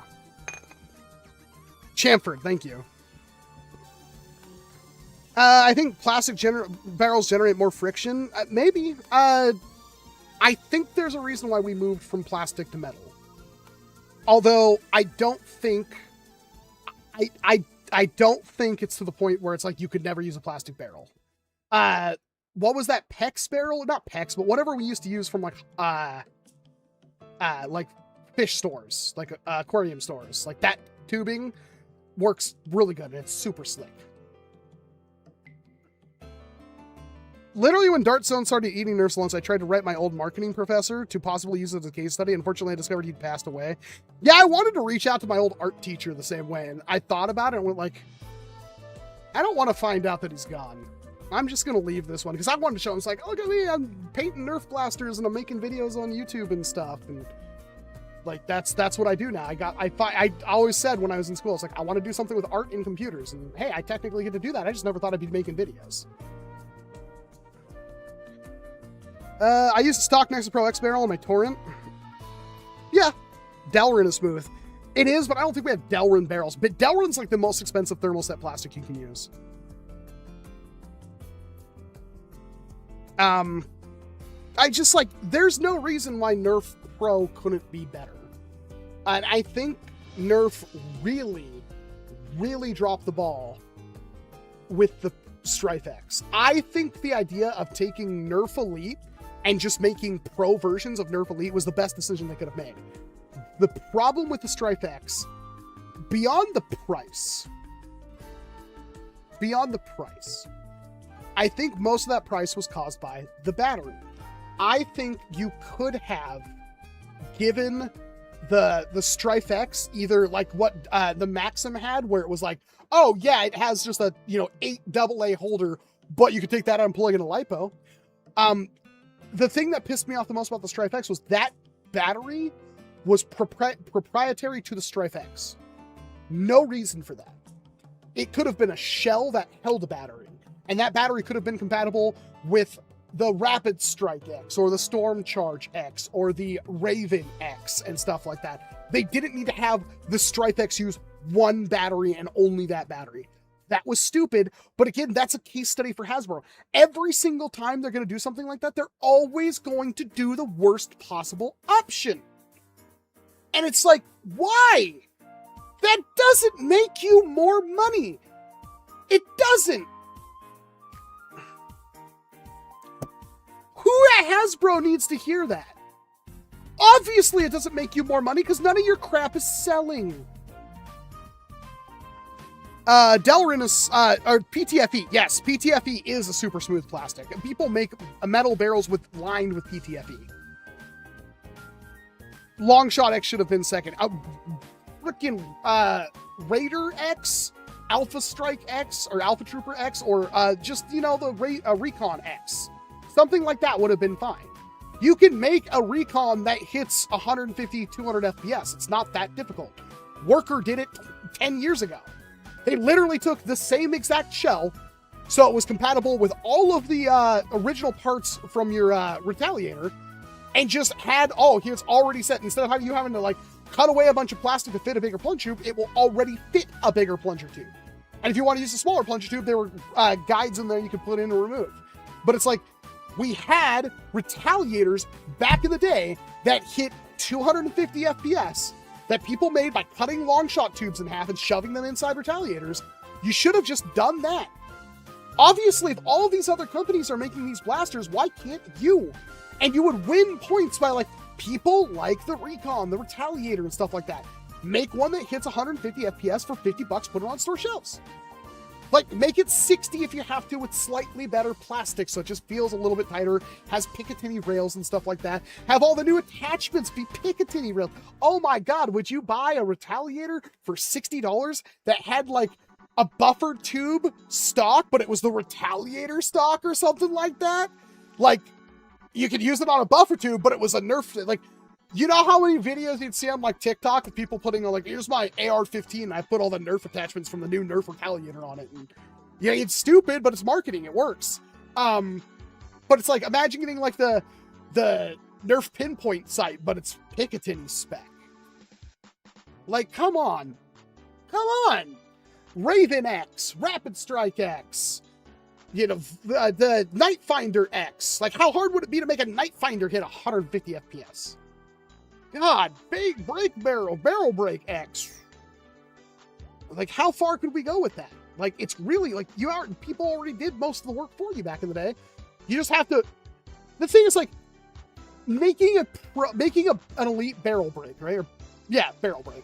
Making an elite barrel break is really hard for us. For Hasbro, it's very simple, but they just refuse to do it.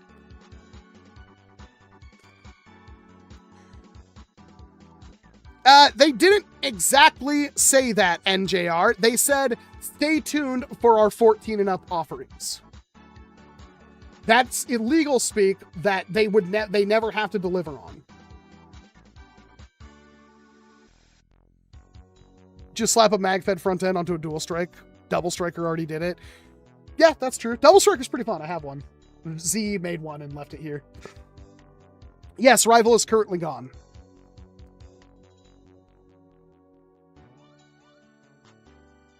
Use aluminum air restrictors? No. We don't. Zero air restrictors. They don't need to exist. I've heard even properties from Nintendo are going to be very viable today. Yes, of course they are. The L-Chan is 250 FPS. It's really accurate. It's kind of a pain in the butt to prime. But yeah, and that's a Prophet CR. Metal was chosen because the hobby couldn't get good, consistent plastic, but brass is also very get to easy. It later moved to aluminum because it was more durable. But now they're saying, in China, that metal barrels are being banned just because people think it could shoot a cartridge. That's a problem.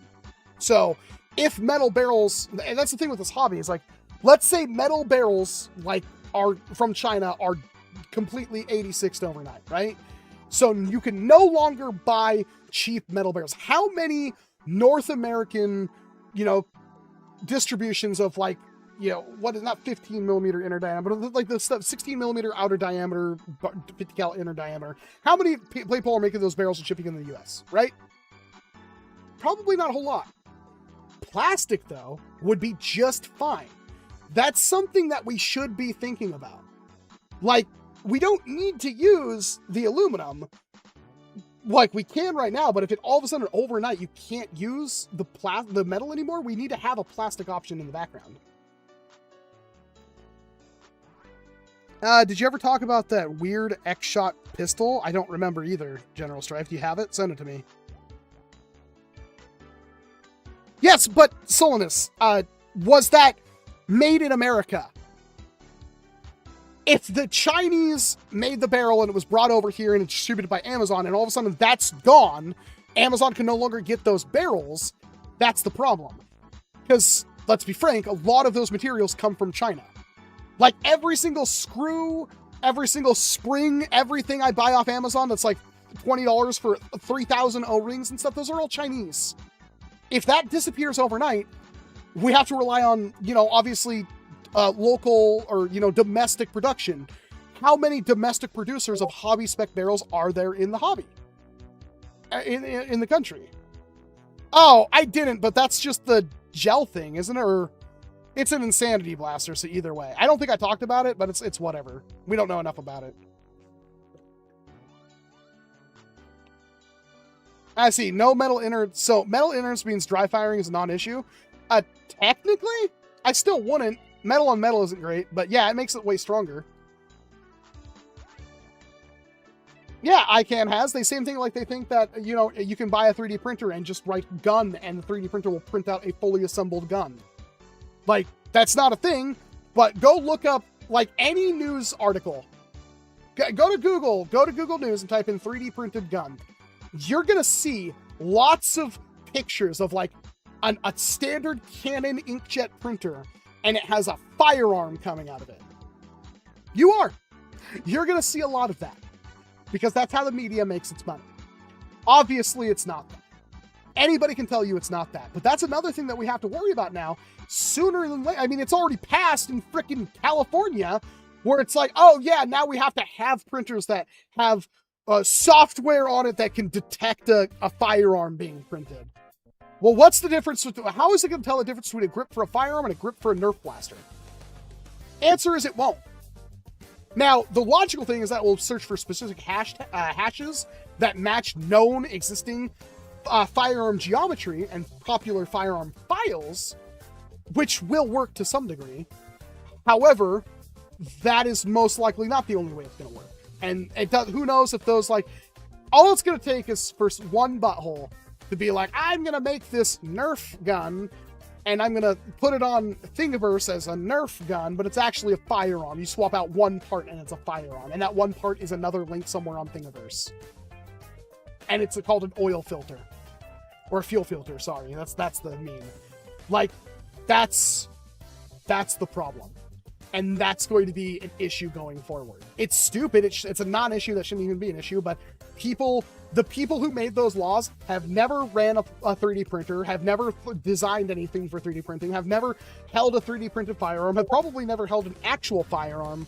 It's all garbage. It's all garbage.